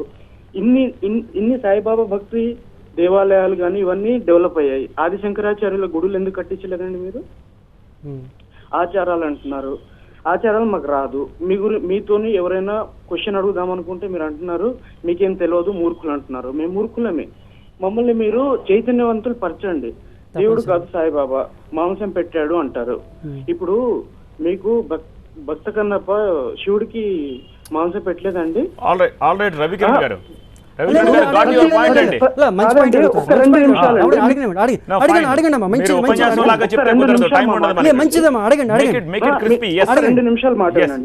ఇప్పుడు సాయిబాబా దేవుడు కాదండి. ఒక్క దేవాలయంలో మీరు చెప్తున్నారు సాయిబాబా గుడిని తీసేసి ఆంజనేయ స్వామిని పెట్టారని. నేను ఆంజనేయుని మాలేస్తానండి. మా గురువు సాయిబాబా గారు చెప్పారు అందరు దేవుళ్ళు ఒక్కటే అమ్మ, అందరినీ మొక్కండి, నేనే దేవుడిని నాకే మొక్కండి అని చెప్పలేదు. ఆ సంస్కారంతో మా ఇంట్లో మా నాన్నగారు చనిపోయారండి, ఆయన ఫోటో పెట్టుకొని మొక్కుతాము. ఆయన మాకు దేవుడు అండి, కాదనడానికి మీరు ఎవరండి? అలానే మా తాతగారు అండి సాయిబాబా, ఆయన మేము ఓన్ చేసుకున్నామండి. ద్వారకా అంటున్నారండి. నా క్వశ్చన్స్ అండి, వీటికి అన్నిటికీ మీ ఆన్సర్ చెప్పుకుంటారు, ఎందుకంటే నాకు ఎప్పుడు టైం ఇవ్వరు కదా మీరు. ఇప్పుడు ద్వారకా అని అంటున్నారండి. ద్వారకా అనేది నేను ఇప్పటివరకు వినలేదు బాబు, కానీ షిరిడి సాయిబాబా పేరుని నేను చిన్నప్పటి నుండి వింటున్నానండి. మీరు ఊరు ఊరు వెళ్ళి భిక్షాటన చేస్తామంటున్నారు ఉత్తర భారతదేశంలో. మీరు మాట్లాడుతున్నారు ఉభయ రాష్ట్రాల గురించి. మరి ఉభయ రాష్ట్రాల్లో ఎక్కడ భిక్ష మెచ్చుకున్నారండి మీరు? మా ఊర్లలోకి రండి, మేము వరంగల్, ఇక్కడ ఊర్లలోకి రండి, మేము చూస్తాము. ద్వారకా గురించి మీరు అడ్వర్టైజ్ చేసుకోండి, బట్ సాయిబాబా లేదు అంటున్నారు. లేదు అనడానికి మీ దగ్గర ప్రామాణికం ఏంటండి? లక్ష్మి మీరు సమాధానం చెప్పండి. విషయం ఏమిటంటే అధికంగా మాట్లాడడం మూలాన్ని అజ్ఞానం బయటపడుతూ ఉంటుంది. ఇప్పుడు ఒక యువకుడు అంటున్నాడు ద్వారకా తెలియదు అంటున్నాడు. అసలు ద్వారకా తెలియదు అనేటువంటి వాళ్ళ యొక్క స్థాయి ఏమిటి మీరే అర్థం చేసుకోవచ్చు. ముక్తి క్షేత్రాల్లో మన భారతదేశంలో జగద్గురువైన కృష్ణ పరమాత్మ వెలిసినటువంటి క్షేత్రం పేరు తెలియదు అంటే ఇంకా వాళ్ళ స్థాయి మేము అర్థం చేసుకోవచ్చు. ఇంకొకటి అంటున్నారు వాళ్ళది బాగానే ఉంది, శంకరాచార్యుల వారు దేవస్థానాలను కట్టించారా అనేది ప్రశ్నకు అయింది కావచ్చు. మీరు ప్రతి ఒక్కరిని స్థాయి అంటున్నారు. మీరు పైన ఎక్కడో కూర్చున్నారు, కింద ఉన్న స్థాయి వచ్చే మేము మాట్లాడుతున్నాం. కింద కూర్చుంటే ఈ సమస్య ఉండేది కదా. మీరు కింద కూర్చుంటే ఈ సమస్య వచ్చుండేది కదా. అదే అందుగురించి మేము కిందకి వచ్చుంటే ఈ సమస్య ఉండదు కదా అంటున్నారు. కిందకి మేము వచ్చి చాలా కాలం బట్టి మేము తిరుగుతున్నాం. 1 సంవత్సరం 2 సంవత్సరాల నుంచి కాదు, 1 సంవత్సరం 2 సంవత్సరాల నుంచి కాదు, మేము గత 15 సంవత్సరాలు బట్టి మేము తిరుగుతున్నాం. మా గురుగారు 35 సంవత్సరాలు బట్టి తిరుగుతున్నారు. 1 కాదు 2 కాదు, మేము ఒక్కనే చేసి సరిపోదు. కానీ ఇంకోటి ఏమిటంటే ఒక్క నిమిషం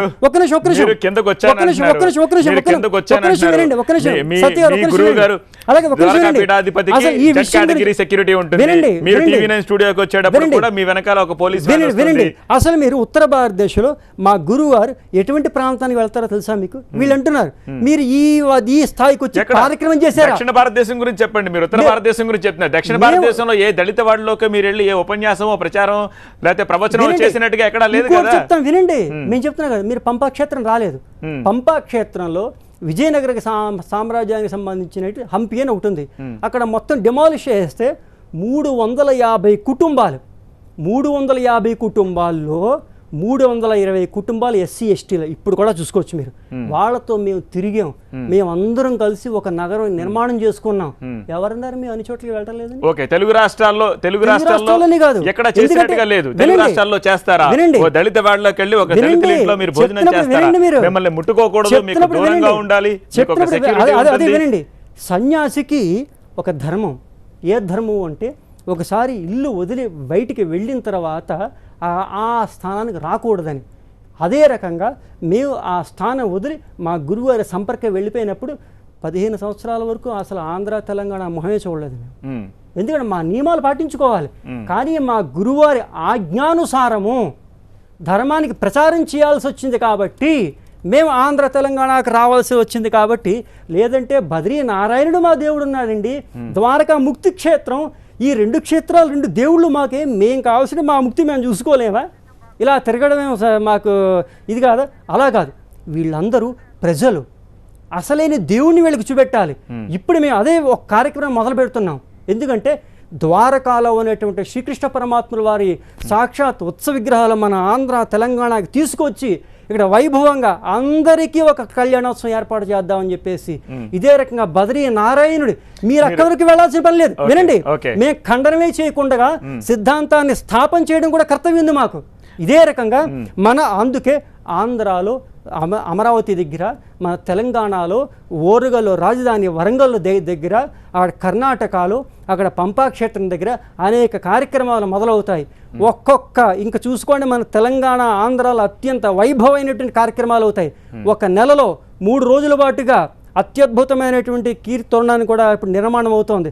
అక్కడ ఉయ్యాల పెట్టి జనాల గురించి ఒక్కొక్క జ్యోతిర్లింగం దగ్గర నుంచి ఒక్కొక్క ముక్తి క్షేత్రం దగ్గర నుంచి ప్రతి నెల ఉత్సవ విగ్రహాన్ని ఇక్కడికి తెప్పించి అవన్నీ మేము మాట్లాడాం వాళ్ళతో. ఆల్ రైట్, షిరిడి సాయిబాబాని పూజించినట్టే భూత ప్రేతాలని పూజించినట్టే అంటూ ద్వారకా పీఠాధిపతి స్వరూపానంద సరస్వతి చేసిన వ్యాఖ్యలు తీవ్ర దుమారాన్ని రేపాయి. ముఖ్యంగా దిల్సుఖ్ నగర్ షిరిడి సాయి సంస్థాన్ భక్తులు కోపావేశాలతో రగిలిపోయిన పరిస్థితి. సో ఒకసారి దిల్సుఖ్ నగర్ షిరిడి సాయి సంస్థాన్ టెంపుల్ దగ్గరికి వెళ్దాం. అక్కడి నుంచి మా ప్రతినిధి నేత్ర తాజా సమాచారం అందించేందుకు లైవ్లో మనకు సిద్ధంగా ఉన్నారు. నేత్ర, అక్కడ వాతావరణం ఏమిటి? సత్య, టీవీ9 స్టూడియోలో ఎంత హాట్గా ఎంత వేడిగా చర్చ జరుగుతోందో ఈ విషయం మీద అంతే వేడిగా ఇక్కడ భక్తులు కూడా ఉన్నారు, సాయి భక్తులు. ఇప్పుడే సాయినాథునికి మధ్యాహ్న హారతి పూర్తయింది. ఇప్పుడే హారతినిచ్చిన తర్వాత అందరూ కూడా గుళ్ళోనే కూర్చుని ఈ ప్రాంగణంలోనే సాయిని స్తుతిస్తూ వారు సాయిబాబాని ప్రార్థిస్తూ ఉన్నారు. ముఖ్యంగా సాయిబాబా దేవుడు కాదు, అసలు గురువే కాదు అని చెప్తున్న గోవిందానంద సరస్వతి వ్యాఖ్యలపై ఆయనపై చాలా ఆగ్రహవేశాలు వ్యక్తం చేస్తున్నారు. ప్రస్తుతం మనతో పాటు కొంతమంది భక్తులు, అలాగే మాజీ చైర్మన్, సాయి ఆలయ మాజీ చైర్మన్ డైరెక్టర్ రాజు యాదవ్ ఉన్నారు. వారితో మాట్లాడదాం, వారి అభిప్రాయాలు తెలుసుకుందాం. ఏమంటారండి, ఇప్పటి వరకు మీరు చూశారు గోవిందానంద సరస్వతి ఏం మాట్లాడుతున్నారు సాయిబాబా గురించి అని. సో మీరేమంటారు ఆయన వ్యాఖ్యలపై?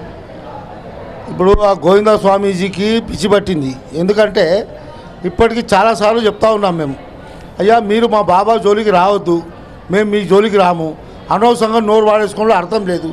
మేము చాలాసార్లు చెప్పినాము, ఒక్కసారి కాదు, ఇప్పటికీ వాళ్ళ మీద మేము కోర్టులో ఫైల్ చేసినాము, పోలీస్ స్టేషన్లో కంప్లైంట్ ఇచ్చాము.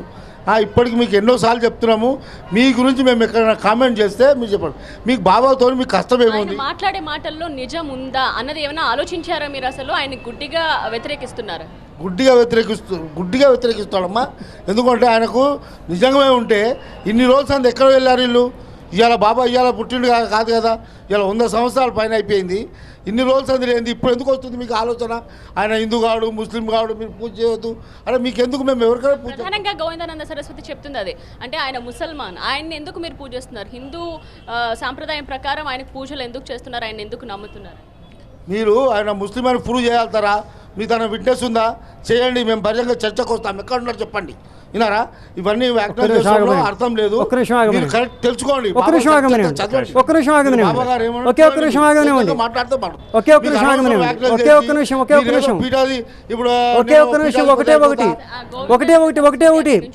ఇప్పుడు మేము ముసల్మాను అని ప్రూవ్ చేస్తాం. ఇప్పుడు షిరిడి సాయిబాబా ముసల్మాన్ మేము ప్రూవ్ చేస్తాం. అక్కడ ఇక టీవీలో ఎదుర్కొండగా కనబడుతున్నటువంటి దిల్షుక్ నగర్లో ఆ విగ్రహం తీయించేసి హనుమంతుని వాళ్ళని ప్రతిష్ఠ చేయడానికి మీరు రెడీగా ఉన్నారా? ఇప్పుడే ప్రూవ్ చేస్తాం మేము. నేత్ర, ఈ ప్రశ్నను ఒకసారి సంధించండి. గోవిందానంద సరస్వతి చెప్తుంది ఏంటంటే ముసల్మాన్ అని ప్రూవ్ చేస్తాము, ఇప్పుడే ప్రూవ్ చేస్తాం. వాళ్ళు కెమెరాలో మాట్లాడుతున్న వాళ్ళు అక్కడ విగ్రహం తీసేసి హనుమంతులని ప్రతిష్ఠిస్తారా? ఇప్పుడే ప్రశ్న అడిగిన చూడండి, మీరు విగ్రహం తీసేస్తారా, మీరు అది తీసేస్తారా మాట్లాడవద్దు. ఇన్నేళ్ళ ఎందుకు చేయలే, ఇప్పుడు ఎందుకు యాద వస్తున్నది? మీరు ఎవరండి బాబా విగ్రహం చేయడానికి? మీరు ఎవరు? మీకేం అధికారం ఉన్నది? మేము బాబాను, మేము దేవుడని మేము కొలుచుకుంటున్నాం. ముస్లిం అయినా కొలుస్తాము, క్రిస్టియన్ అయినా కొలుస్తాము, దేవుడు అయినా కొలుస్తాము, సాయిబాబా మీకేం అధికారం ఉన్నది? పీఠాధిపతి మేము వస్తున్నామా? లౌకిక దేశం ఇది. అందరూ ఎక్కడ ఎవరైనా పూజించే హక్కున్నది.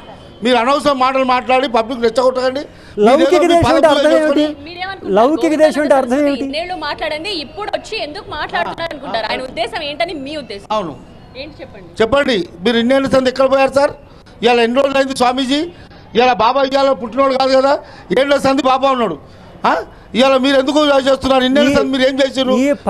ముసల్మాను పుట్టి 100 సంవత్సరాలైనా సనాతన ధర్మం అనాదిగా ఉన్నటువంటి ఆ విషయాన్ని అర్థం చేసుకోండి.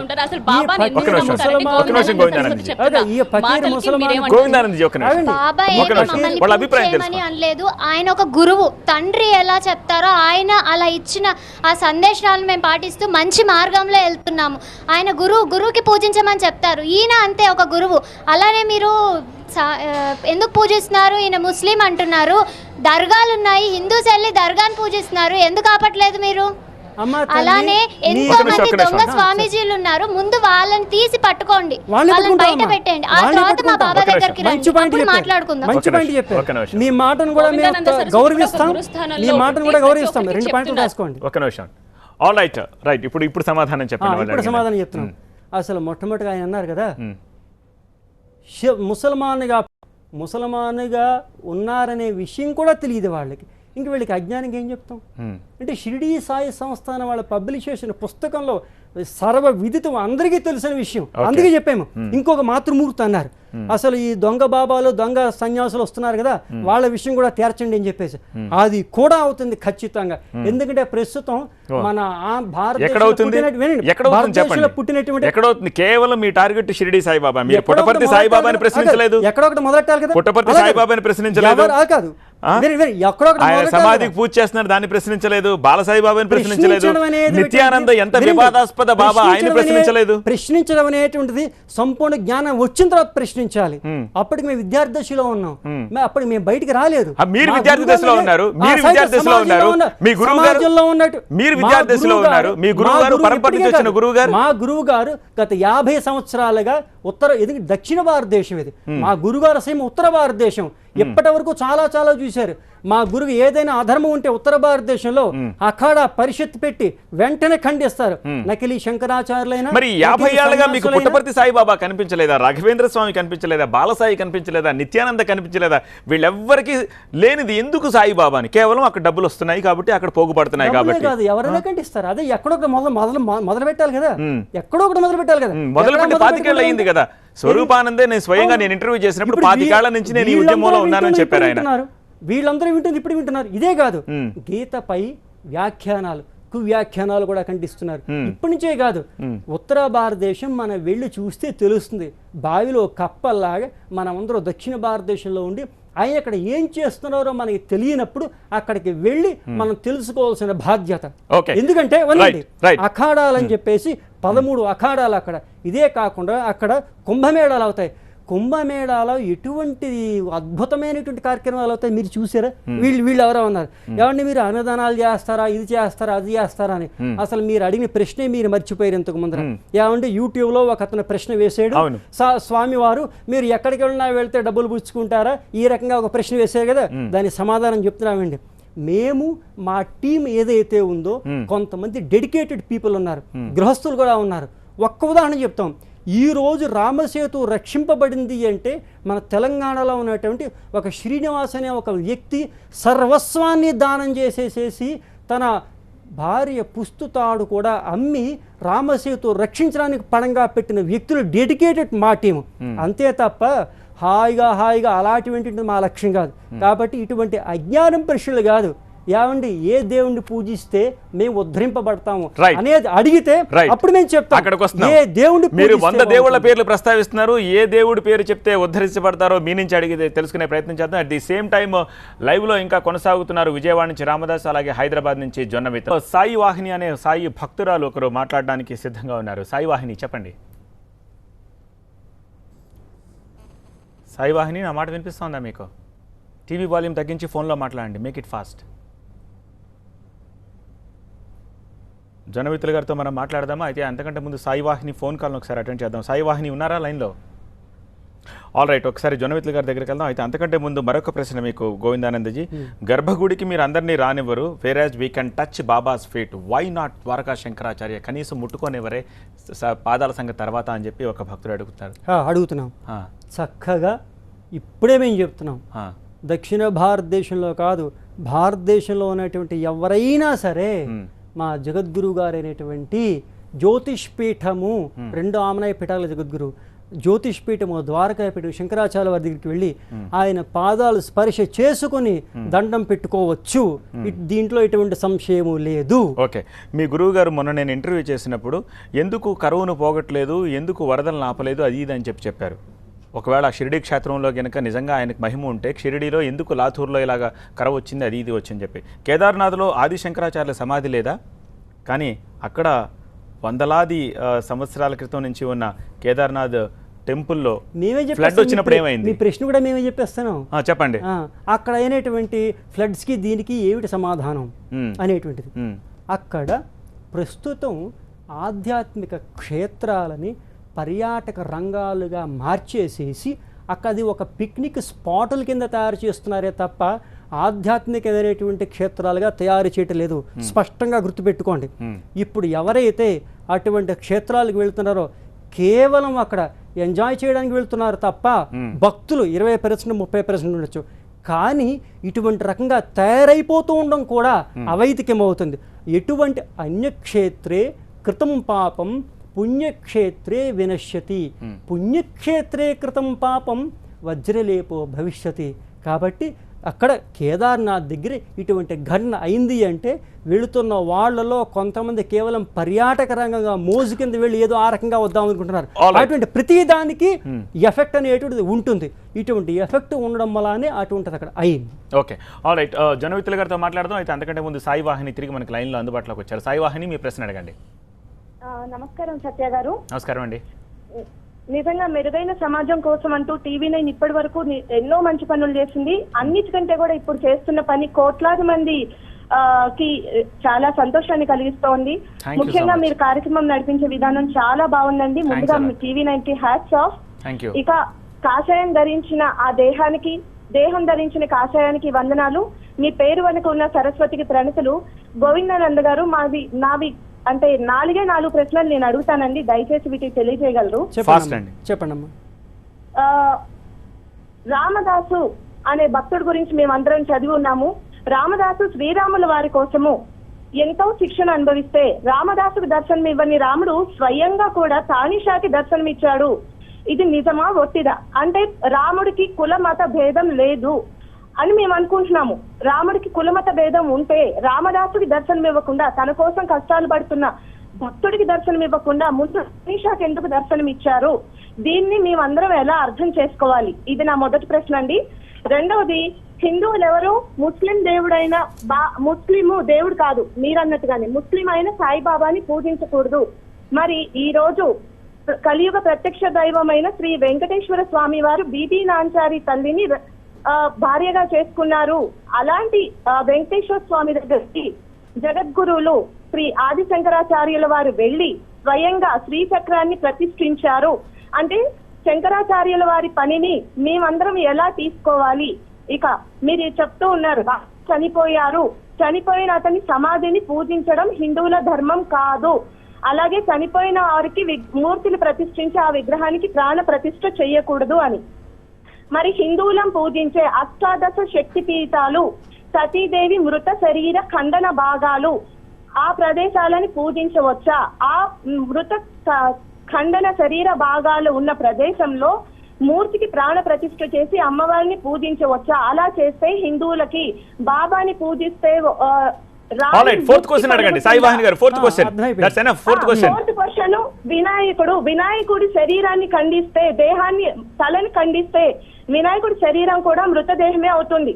వినాయకుడి తల కూడా ఒక చనిపోయిన ఏనుగు తలనే తీసుకొచ్చి వినాయకుడికి అంటించారు. మరి అప్పుడు వినాయకుడిని కూడా ఆదిదేవుడిగా పూజించవచ్చా? దయచేసి తెలియజేయగలరు.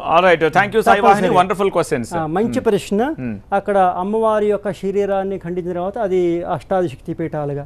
అమ్మ తల్లి, శరీరాలలో రకరకాలు ఉంటాయమ్మా. మనుష్యుడు ధరించేటటువంటి శరీరం ఒకటి, దేవతలకు ఉన్నటువంటి శరీరం ఇంకొకటి. దేవతలకు సంబంధించిన శరీరాలని దివ్య శరీరాలు అంటారమ్మా. అందులో ఎటువంటి అపవిత్రత అనేటువంటి ఉండదు. ఆ దివ్యమైనటువంటి శరీరాలు అంతా పవిత్రంగానే ఉంటుంది. కానీ మనుష్య జన్మ ఎత్తినటువంటి ఇక్కడ ఈ కర్మభూమిలో పుట్టి ఇక్కడ కర్మలను అనుభవిస్తున్నటువంటి ఈ శరీరాలు పుణ్య పాపల కర్మల చేత అది అనుభవించడానికి ఇక్కడ పాప లోప భూయిష్టమైనటువంటి ఈ శరీరాల కింద లెక్కొస్తాయమ్మా. మానవ శరీరాలు అనేటువంటివి దేవతలకు సంబంధించిన శరీరాలతో పోల్చకూడదమ్మా. కాబట్టి మీకు అర్థమైంది అనుకుంటాం. ఓకే, మిగిలిన 3 ప్రశ్నలు రామదాసు సంబంధించిన ప్రశ్న అడిగారు. రామదాసుల వారు అక్కడ మహాభక్తి యోగులు. ఆయన యొక్క ఇతిహాసంలో రామచంద్రుల వారు తారీషాకి దర్శనం ఇచ్చినట్టుగా భగవంతుడు ఆయన సృష్టించినటువంటి సృష్టిలో కేవలం తానీషాకే కాదు, మోగ జీవులకు కూడా దర్శనం ఇస్తాడమ్మా. కానీ మోగ జీవులకు దర్శనం ఇచ్చాడే తప్ప తానీషాని ఎక్కడ భగవంతుడు అని చెప్పేసేసి దేవస్థానాలు కట్టించడం, గాయత్రి మంత్రాలని తానీషా ప్రచోదయ ఈ రకంగా తయారు చేయడం లేదు కదమ్మా అక్కడ. కాబట్టి అక్కడ భక్తి ప్రపత్తులతో తన భక్తుడైన రామదాసుని ఆదుకోవడానికి రాముల వారు వచ్చారు. మైలో తానీషా వచ్చాడు. తానీషా గురించి రాముల వారు రాలేదమ్మా, రామ భక్తుడైనటువంటి రామదాసు గురించి వచ్చాడు. ఓకే, బీబీ నాంచారి ప్రస్తావన కూడా తీసుకొచ్చారు. బీబీ నాంచాలి ఇత్యాది వాళ్ళందరూ కూడా అక్కడ సాధకులుగా ఉన్నారే తప్ప బీబీ నాంచాలమ్మని మనం అంత ప్రిఫరెన్స్ ఇవ్వలేదు. అక్కడ భక్తులుగా ఉన్నారు అంతే. ఎవరైనా భక్తులుగా భగవంతుడు పూజించుకోవచ్చు. కానీ భక్తుల రూపంలో కొత్త కొత్త విధి విధానాలు తెచ్చి భగవంతుణ్ణి చేసి వేదాలని బీబీ నాంచారిని కూడా మనం ఇప్పుడు దేవి కిందే ఉపాసన చేస్తున్నాం కదా. బీబీ నాంచారి కూడా ఒక ముసల్మానే. మేము అదే అంటున్నాం, శాస్త్ర విధానం నుంచి పెట్టండి అంటున్నాం మేము. బీబీ అలా పెట్టారంతే. ఎందుకంటే అక్కడ వైదికమైనటువంటి పాంచరాత్ర ఆగమ ప్రకారంగా కానీ ఈ విధానాల్లో భక్తులకు సిద్ధాంతాలుగా అక్కడ కొన్ని ప్రాశస్త్యాలు ఇచ్చారు. అద్వైత సిద్ధాంతము, విశిష్టాద్వైతము, ద్వైతం అనేటువంటిది. ఇక్కడ శంకర భగవత్పాదుల వారు చేసిన అద్వైత సిద్ధాంతము, రామానుజాచార్యుల వారు చేసినటువంటి విశిష్టాద్వైతంలో అక్కడ ద్వైత సిద్ధాంతాన్ని ప్రతిపాదించిన మధ్వాచార్యుల వారు చెప్పిన సిద్ధాంతంలో అక్కడ కొన్ని వెసులుబాట్లు ఉన్నాయి ఆ రకంగా. ఇంకొక ప్రశ్న ఏదో ఉంది, వినాయకుడు అన్నారు. ఆ వినాయకుడు యొక్క తలని పట్టుకొచ్చి అక్కడ ఆ శరీరానికి ఇది చేసినటువంటి సంస్కారాన్ని సాక్షాత్ ఈశ్వరులో మార్గం చేశారమ్మా. భగవంతుడు చేయించినటువంటి కార్యం, భగవంతుడు చేయించినటువంటి కార్యంలో లోక కళ్యాణం ఉంటుంది. కాబట్టి ఇక్కడ ఈ అజ్ఞానంలో ఉన్న భక్తులందరూ ఒక ఫకీర్ ముసల్మాన్ తీసుకొచ్చేసి లోక కళ్యాణం అంటే అది సమ్మతం కాదు. I hope you clear days. Next ఒకసారి జొనవితుల గారి దగ్గరికి వెళ్దాం. జొనవితుల గారు, చాలాసేపటి నుంచి మిమ్మల్ని హోల్డ్లో ఉంచాము. సారీ, చూస్తున్నారు, చర్చను అంతా చూస్తున్నారు, ఏమనుకుంటున్నారు? అయ్యా సత్య గారు, స్వామివారు మాట్లాడింది, సాయి భక్తులు మాట్లాడింది చూస్తున్నాను. ఇప్పుడు ఈ మాట్లాడిన దాన్ని బట్టి స్వామివారు, నేను మీకు కొన్ని విషయాలు చెప్పాలనుకుంటున్నాను. మీరు మాటి మాటికి ఏమంటున్నారంటే సాయి భక్తుల్ని వాళ్ళు అజ్ఞానంలో ఉన్నారంటున్నారు. వాళ్ళు అజ్ఞానంలో ఉన్నారని మీరు దయచేసి అనకండి. ఎందుకంటే ఇప్పుడు ఒక ఆయన మాట్లాడుతూ స్వామివారికి పిచ్చి పట్టింది అన్నాడు. ఇలా మీరు వాళ్ళని ఏమి మీరు దయచేసి వాళ్ళకి తెలియక వాళ్ళు అలా చేస్తున్నారు, వాళ్ళ విశ్వాసం వాళ్ళదనండి తప్ప వాళ్ళని అజ్ఞానులు అనొద్దు. ఎందుకంటే భక్తులందరూ కూడా మీరు అనే ప్రతి మాటకి కూడా వాళ్ళకి అన్వయించుకుంటారు. రెండవది, మీరు స్వామీజీలందరూ కూడా విదేశాలకు వెళ్ళటం కూడా తప్పంటున్నారు. ఒక పక్కనేమో ఉత్తరాఖండ్లో అక్కడ వరదలవి రావటానికి కారణం ఏమిటి అని అంటే అక్కడేమో దాన్ని పర్యాటక కేంద్రంగా చేశారు, ఆధ్యాత్మికతగా వాళ్ళు తీర్చిదిద్దట్లేదన్నారు. అలాగే విదేశాల్లో కేవలం చెప్పేదేనండి, కేవలం విలాసాలతో సరైనటువంటి హిందూ ధర్మం ఎవరు చెప్పకపోవడంతో ఇక్కడి నుంచి స్వామీజీలు అక్కడికి వెళ్ళి ఎంతో మందిని హిందూ మత బోధలు చెప్పి చైతన్యవంతులు చేస్తున్నారు. అది ఈనాడే కాదు, వివేకానంద స్వామి వారితోనే ప్రారంభమైంది. ఇప్పుడు పరమహంస యోగానంద స్వామి వెళ్ళారు. అది తప్పు. వినండి, ఇప్పుడు జనమిత్రుల వారు ఒక్క నిమిషం, మాకు అర్థం.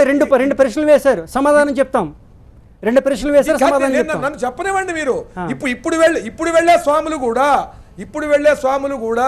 ఇప్పుడు పరిపూర్ణానంద స్వామి వారు వెళ్ళినా, చిన్నజీయర్ స్వామి వారు వెళ్ళినా, మరి ఏ స్వామి వారు వెళ్ళినా అక్కడ వారి భక్తులు ఉన్నారు. వీళ్ళు చెప్పినటువంటి బోధనల్ని చక్కగా ఆచరిస్తూ ఇక్కడ భారతీయ ధర్మాన్ని అక్కడ విదేశాల్లో కొనసాగిస్తున్నారు. శాస్త్రాలకి తిలోదకాలు వదిలేసేసి నిర్ణయ సింధు లేదు, ధర్మ సింధు లేదు, అనుకూల సింధులో ఎలా పడితే అలా చేయడమేనా? ఆ సింధువులు ఎవరు ఇప్పుడు పట్టించుకోవటం లేదు. అదే తప్పు అంటున్నాం మేము. అదే తప్పు కాదు. మీరేమన్నారు? ద్వారక తెలియదా అని మీరు ఆశ్చర్యపోయారు. మీ ముందరనేటువంటి కుర్రవాడే ప్రశ్న వేసాడు కదా. అంటే వాళ్ళు ఎంత అజ్ఞానంలో ఉన్నారో మనం అర్థం చేసుకోవచ్చు. ఎటువంటి విద్యా విధానాన్ని వాళ్ళు అవలంబిస్తున్నారో మనం అర్థం చేసుకోవచ్చు. మీరు చెప్పేది వినండి స్వామి. నేను ఒక్క నిమిషం మాట్లాడతాను, మీరు తర్వాత మాట్లాడండి స్వామి. ఒక్క నిమిషం మాట్లాడతా, నన్ను మాట్లాడనివ్వండి. మీరు ఏమన్నారు? ద్వారక తెలియదా అని మీరు ఆశ్చర్యపోతున్నారు. నిజం, ద్వారక కాదు, రాముడి భార్య ఎవరో తెలియని వాళ్ళు ఉన్నారు. సత్యభామ భర్త కరోడ్పతిలో చెప్పలేకపోయారు. కారణం ఏమిటంటే మీ వంటి దివ్యమైన పీఠాల్ని అధిష్ఠించినటువంటి స్వాములు భక్తి చైతన్యాన్ని, సంప్రదాయ ధర్మాన్ని వాడవాడల్లో ప్రచారం చేయకపోవటం వల్ల ఈ రకమైనటువంటి సంభవించింది. అది కాదు. మీరు సమాధానం చెప్తున్నా వినండి, ఒక్క నిమిషం సమాధానం చెప్తున్నా వినండి. శంకరాచార్యుల వారు మేము ధర్మాన్ని ప్రచారం చేయడానికి సర్వదా ఉన్నాం, కానీ ఇక్కడ ముఖ్యంగా అడ్డు వస్తున్నటువంటిది ప్రభుత్వము, విద్యా విధానము.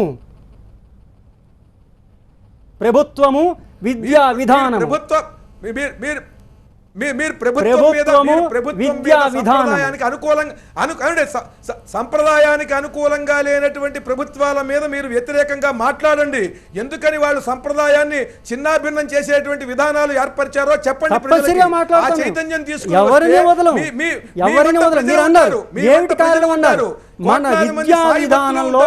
మన విద్యా విధానంలో ప్రస్తుతం ఉన్నటువంటి మనకి ఈ రాజ్యాంగంలో మన ధర్మాన్ని మనం పాలన చేసుకోవడానికి సనాతన ధర్మంలో ఎప్పటి వరకు ఎంత సుఖంగా ఉన్నారో ఆ సుఖంగా జీవించడానికి రాజ్యాంగం మనకి వెసులుబాటు ఉందా లేదా?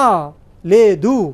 ఎందుకంటే ప్రస్తుతం ప్రభుత్వం అనేటువంటిది ఒకే దృష్టిలో వెళుతోంది. భారత రాజ్యాంగం అనేటువంటిది ఒకే దృష్టిలో వెళుతోంది.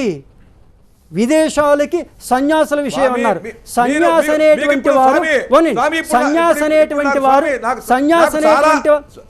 అనేటువంటి వారు విదేశాలు వెళ్ళకూడదు. విదేశం వెళ్ళడం తప్పు. కావుస్తే మీరు ఏ సన్యాసినైనా మీరు ప్రశ్న అడగచ్చు. సన్యాసి అనేటువంటి వాళ్ళు రకరకాలుగా తయారవుతున్నారు. సాంప్రదాయం అనేటువంటిది వదిలేస్తున్నారు. వాళ్ళకి ఇష్టారాజ్యంగా చాతుర్మాసం కూడా కనిష్టం పాలన చేయటం లేదు. ఎందుకంటే ఇంత సహనంతో రాజ్యాంగాన్ని గౌరవిస్తూ వాళ్ళు ఎన్ని ఆంక్షలు పెట్టినా, ఎన్ని రిస్ట్రిక్షన్స్ పెట్టినా వాటిల్ని అవలంబించుకుంటూ, వాటిల్ని సహనించుకుంటూ ఎంతో కొంత ప్రయత్నం చేస్తున్నాం. కనీసం మన ధర్మాన్ని రక్షించాలని చెప్పేసేసి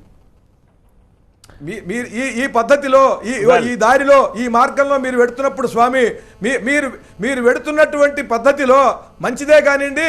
మీరు మాట్లాడే విధానంలో అందరికీ కూడా కలవరము, అలజడి పుట్టేటువంటి పరిస్థితి ఏర్పడుతున్నది.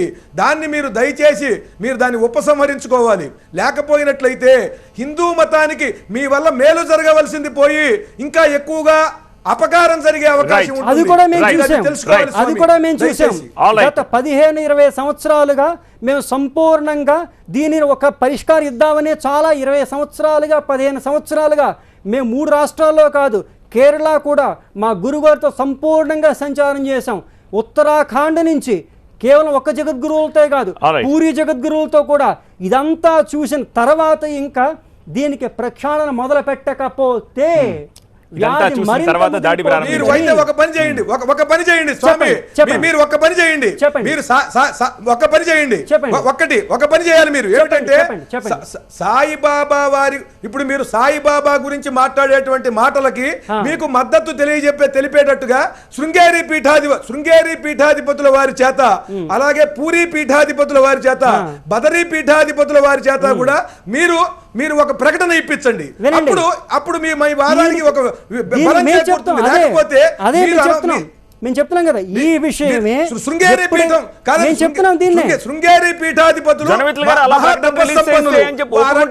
ప్రజలందరికీ కూడా భక్తి భావం ఉన్నది.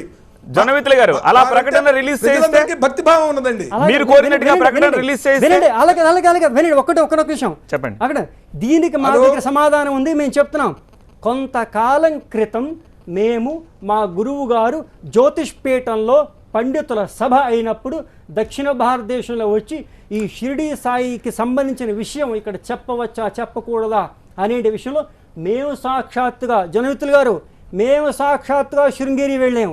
మేము సాక్షాత్తుగా శృంగేరి గురువుని అడిగాం. మేము గురువు గారండి ఈ రకంగా మేము సంచారం చేస్తున్నప్పుడు కొంతమంది ప్రజలు మమ్మల్ని అడుగుతున్నారు, షిరిడీ సాయిబాబా విషయంలో పూజించచ్చా పూజించకూడదా, ఒక ముసల్మాన్ అనేటువంటి షిరిడీ సాయిబాబాని మనం పూజించచ్చా అని మేము సాక్షాత్తుగా శృంగేరి వారి దగ్గర మేము 2 ప్రశ్నలు అడిగాం. ఫేస్బుక్ లో ఒక్క నిమిషం ఒకే ఒక్క నిమిషం. అప్పుడు శృంగేరి వారు మాకేం చెప్పారో తెలుసా, ఈ విషయంలో అక్కడ జ్యోతిష్ పీఠానికి ద్వారకా పీఠానికి సంబంధించిన గురువులు ఏదైతే చెప్తున్నారో అదే విషయం అని ఆయన మాకు స్పష్టంగా చెప్పారు. మీకు సంశయం ఉంటే శృంగేరి వెళ్ళొచ్చు, శృంగేరి గురువు గారి దగ్గర కనుక్కోవచ్చు. ఇంకో విషయం, ఇంకో ఆగండి, శృంగేరి గురువు గారు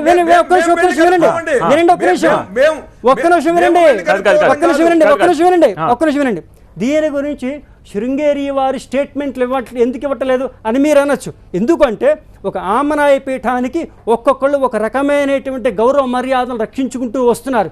ఇక్కడ శృంగేరి వాళ్ళ యొక్క ఆమనాయ పీఠ గౌరవ పరంపరలో రక్షించాల్సిన కర్తవ్యం మాది. శృంగేరి స్వామి వారు షిరిడీ సాయిబాబా విషయంలో ఏం మాట్లాడకూడదని కాదు, ఎందుకంటే వాళ్ళ సీమలో లేదు షిరిడీ సాయిబాబా దేవస్థానం. సీమలో ఉన్న ఆగండి, సీమలో ఉన్నటువంటిది ద్వారకా వాళ్ళ సీమలో ఉన్నది. షిరిడీ సాయిబాబా గురించి మాట్లాడాలంటే ద్వారకా శంకరాచార్యుల వారు మాట్లాడాలి. మా గురువు గారు ఏదైనా ఒక మాట మాట్లాడితే శంకరాచార్యుల వారు ఆమోద ముద్ర లేకుండగా వాళ్ళ యొక్క 4 శంకరాచార్యుల వారి మతాలు ఇప్పుడు ఒకటే ఉంటాయి. పూరి శంకరాచార్యుల వారు ఉన్నారు కదా, పూరి శంకరాచార్యుల వారు కూడా సాక్షాత్తుగా డిక్లేర్ చేశారు షిరిడి ఆగండి షిరిడి సాయిబాబా చేయకూడదని